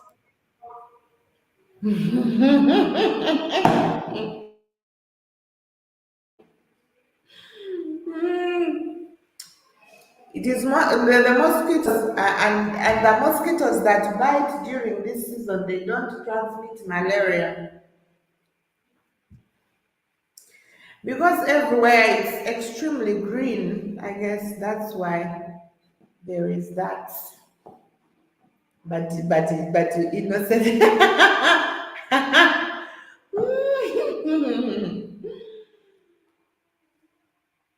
Yeah, my place is it is actually it is not expensive to move from here to Congo.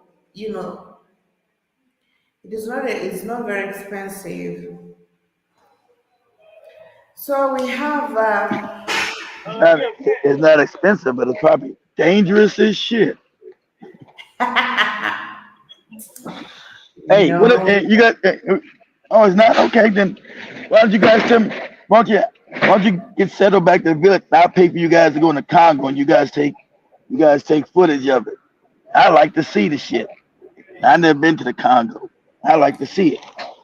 That's my. That's Really? my. That's right. That's my heritage. Damn right. Really, really.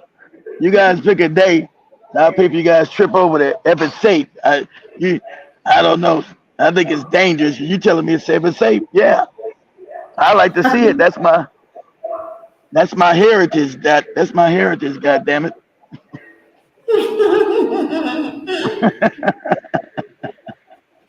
Congo is a beautiful place apart from the conflicts.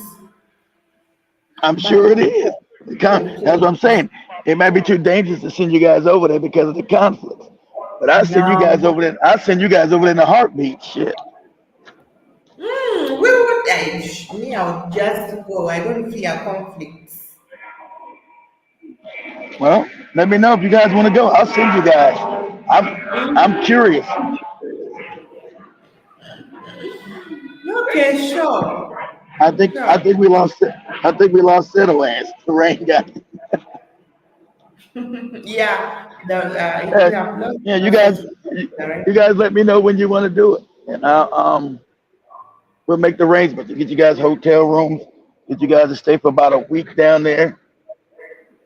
Tell me the area so we can pay for your hotel rooms in advance, and you guys take your phones. Make sure you got good gimbals and record what you see, talking Mm-hmm. to talking to people, and you know, just just being in the Congo. I think for me. It'll be interesting as hell. I never been to the Congo. That's that's where they stole my people from. That's cute. I think That's it, I think it, I think it'd be neat if it's safe now. Only if it's safe. If it's safe. yeah. So to light our place, I guess. Uh, He came here for the first seminar, but I thought our place was a little bit similar with his, but he says our place is a little bit different from his village. Yeah, he said he liked your village. He said it was nice. Say he said he loved your mom. Your mom was real nice to him. I said, yeah, Marie's got a nice mother. Said she said everything was inexpensive. You had food, vegetables everywhere. Vegetables, fruits, and we have also a lot of Sudanese here. And the funniest thing about it, South Sudanese are people like we all knew they're kind of slim and tall, dark skinned, but most of the Sudanese that have been here for some time now, they are becoming thick and they are mingling. Now, my place is close to Congo. It is also close to South Sudan. You know, um, I think this should even be the center. This should be the central part. But I don't know why the campus says it is not the central. I don't know, because we are like in the center um, of the country. But we share like a lot of culture with the people in Congo, I should say. I was prepared to actually discuss about this topic, so I'm going to dive right back into this particular topic. You know, we as Black people, when we talk about slavery, the first thing that comes into the Black person's mind is what they've heard about slave trade, and the biggest picture that comes in their mind is people in the cotton field, people in sugarcane plantation, and what they see in the movies. There is no amount of depression that has been shown in these movies. Despite someone watches movies and they feel like this is the height of it all, there is a lot that even the white people cannot show on camera. There is a lot that is even not allowed to be acted, but when this actually was done to the Black people. Now, when we see, I know we still have a lot of Black people who don't believe in people talking about slavery right now. I think these are the people who don't really understand that we still have this process. And I know anyone who has never been told this story while they were growing will never understand, you know. I don't know. And I've learned something that not everyone understands. You see, I've also come to realize that not everyone who is in America, who has had their great grandparents experience slavery at its height, knows what actually went down. A lot of them don't even know. A lot of them are just being told these stories. I don't know what happened. I don't know why the parents didn't tell their children this. But if you're someone who has grown in a family where the information has been moving from one mouth to another traditionally, then you definitely understand the pain that your parents and you're still going, the pain that you're still experiencing until now. I'm gonna say, like, I do not have a chance to like have stay with my dad for a long time, but it is, when my mom is like talking about my dad, in all different circumstances, I tend to understand because he's my dad, you know. And even if someone tells you, yeah, you know, such a thing happened at this time and someone caused it or did what, you really feel like you're part of that. I don't know where some people get that energy they have. I think maybe it comes with this whole religion thing that put the black people in a position that you are supposed to forgive. Forgive even if someone has not forgiven you. Stay in that comfortable zone. And I also think that this particular book was designed maybe for the slaves to keep them in order, to keep them quiet, not to, of course, not to try and fight.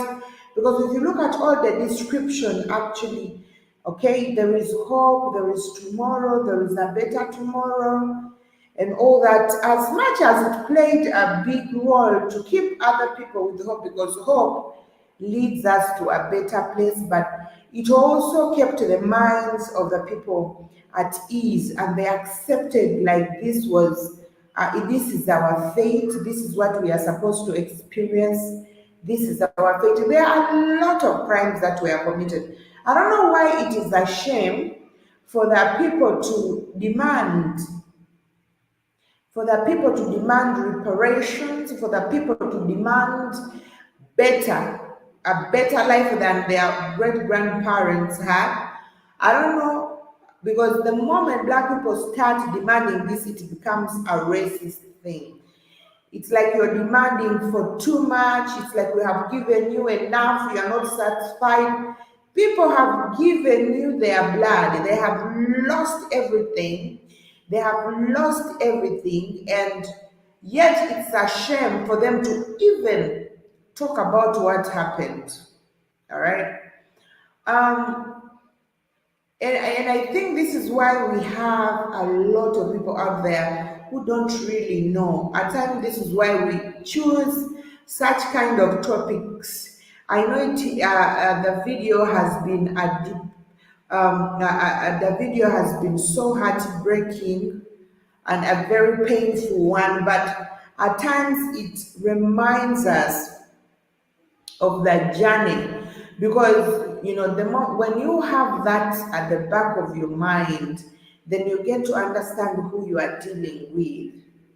You know, somebody's gonna tell you stories, those people were just barbaric. We have got people now who have changed. You wipe someone with to the point of death. You boil someone in boiling water. You throw a black person in a pan of boiling water. You rape young girls. You rape children. No. This is not it's not a matter of someone changing, you know. And I don't know how people understand, because there is nothing like God forgiving you. I don't believe in that. I personally don't believe in that. I don't believe that you're going to ask someone else to forgive you if not that particular person you have hurt. Because there is no one who's going to feel the pain that you have made that person go through. You may, you know, Michelle, I may be close to Michelle and probably her finger is hurting. She may tell me, you know, Maria, my finger hurts, and I'm like, sorry, and I feel her pain, but I'm not going to feel that pain that Michelle is feeling when her finger hurts, right? Apart from sympathizing with her to make her feel better or loved or cared for, but I'm not going to say I feel your pain. I think people say they feel your pain. Nobody feels your pain. Yes, we may be broken or get sympathy, you know, the sympathy and all that, but we do not feel your real pain, except if at all it is we are experiencing the same similar thing. Now, with the people, I don't know but black people think there is somebody who, because I usually say, look, if God forgave them, where were you when God? Did you see God forgiving anybody? If God forgave them, then who are we not to forgive them? All right? If God, there is no one who is going to forgive you for whatever evil thing you're doing. The truth remains that whatever you are doing, you are going to experience here on earth before even you die. So the issue of like God is forgiving, there is no God who is forgiving. And the people are supposed to wake up and realize this.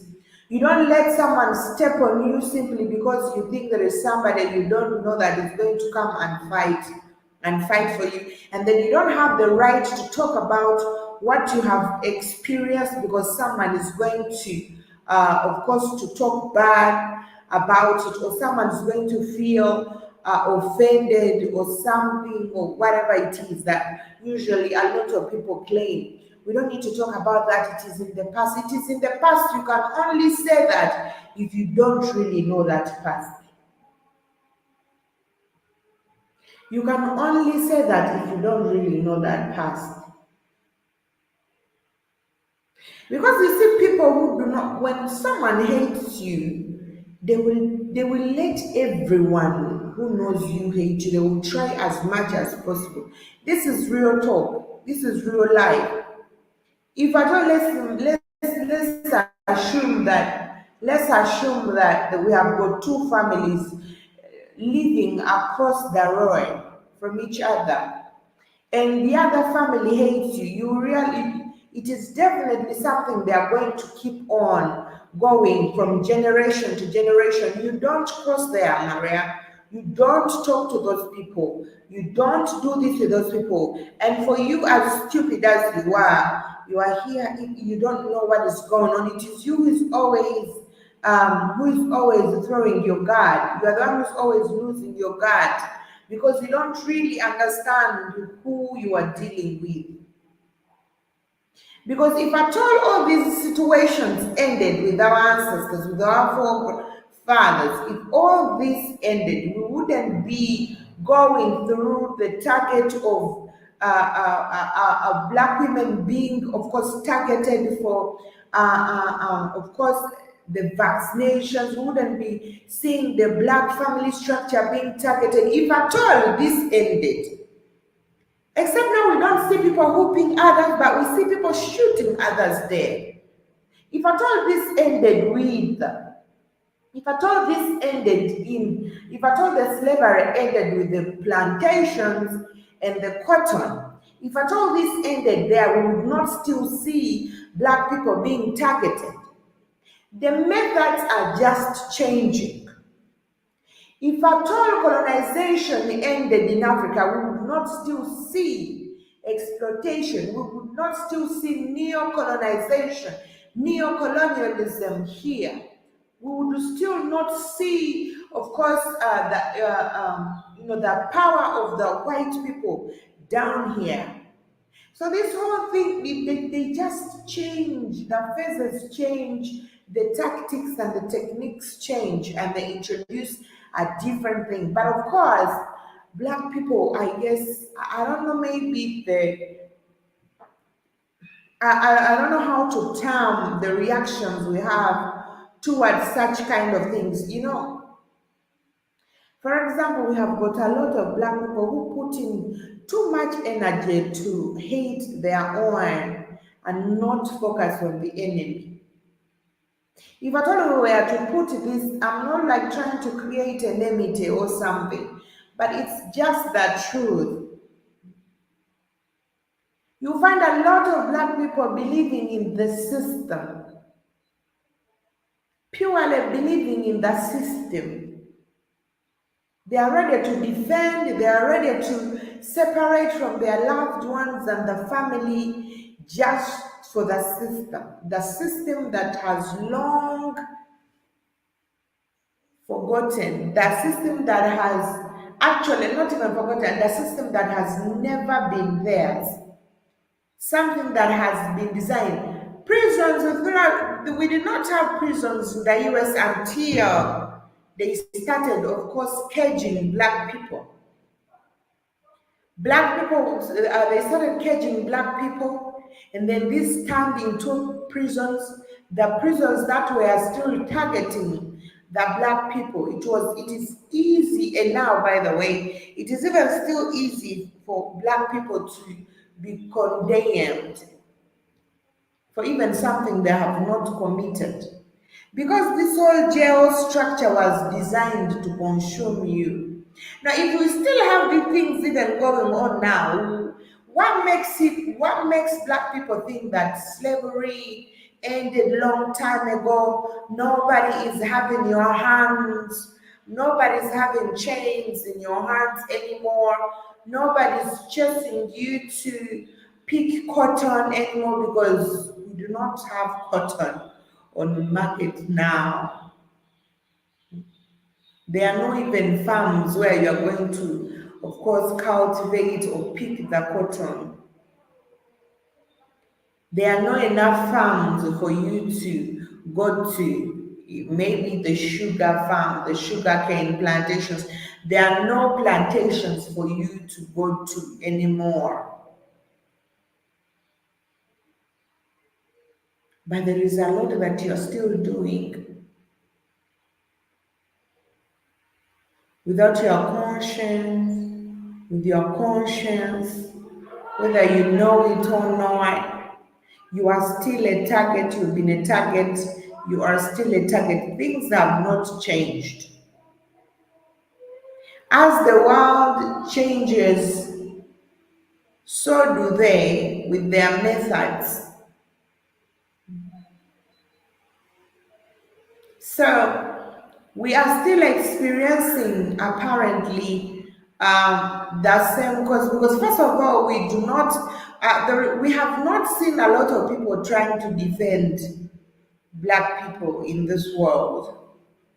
We have not seen people building structures that are made for us, because first of all, I know whether people say we are all humans, whether you're race or whatever, we are all humans, but the truth still remains that we are different. Just like go to places and people say now, everyone is supposed to have their speciality, I guess. And our specialties are extremely different. You cannot handle black people the same way you handle others, because these people think differently. The way they handle things are differently. They react to things differently. There is, people say we are all human beings, we are the same. No, we are not. We are not only in the appearance, but we are just not, because everything we do is extremely different. Very, very different. And the world tries to make black people think that, oh, we are the same. I see people saying we are one. We are not one.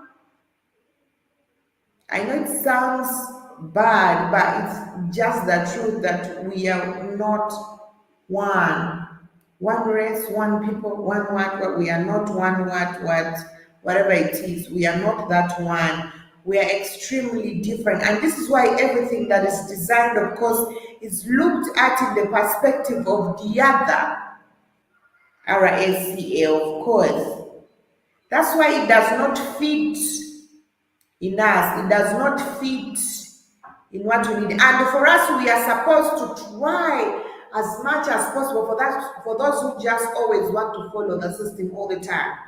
They try as much as possible to make sure they fit in. This is why we got women with all different kinds trying to bleach their skin, trying to have them long hairs or whatever. Whatever it is that, you try to see that people are trying so very much to compete, and unfortunately, it's usually the women. We are the ones who are trying. I don't know why. But when it comes to the men, again, we see the vice versa. Like every other man who tries so very much to try and take on the way black men behave and all that. But the black women are trying so much to run and fit in the entire system. I don't know whether because it's all about women, I don't know. But you can see, if at all you're trying to chase something, that means that you have not been put because in that place you have not been identified. Because if at all you've been identified, if the structure is meant for you, there is no need for you to chase it. You just fit in it. Everything becomes automatic. You fit in the structure. But now we are supposed to be fixing ourselves in there. And for you to fix yourself, to fit in there, you have to change yourself, not to be a black woman, not to be a cultured woman. You just have to let go everything that identifies you as a black person to make sure that you fit in the system. And even when you do that, you can never fit in the system because the truth remains you are not meant for that system. And this is why we find it so hard. We are not at the top of designing the system. But if we accept, because first of all, if at all we accept all these and identify the reason why we are going through these phases of torture, and accept that we have got someone on our asses, I promise you, that's going to be the beginning of understanding and realizing that we need to live a different system. But of course, it's unfortunate that the majority of us are very comfortable about all this. We are comfortable about what we are experiencing.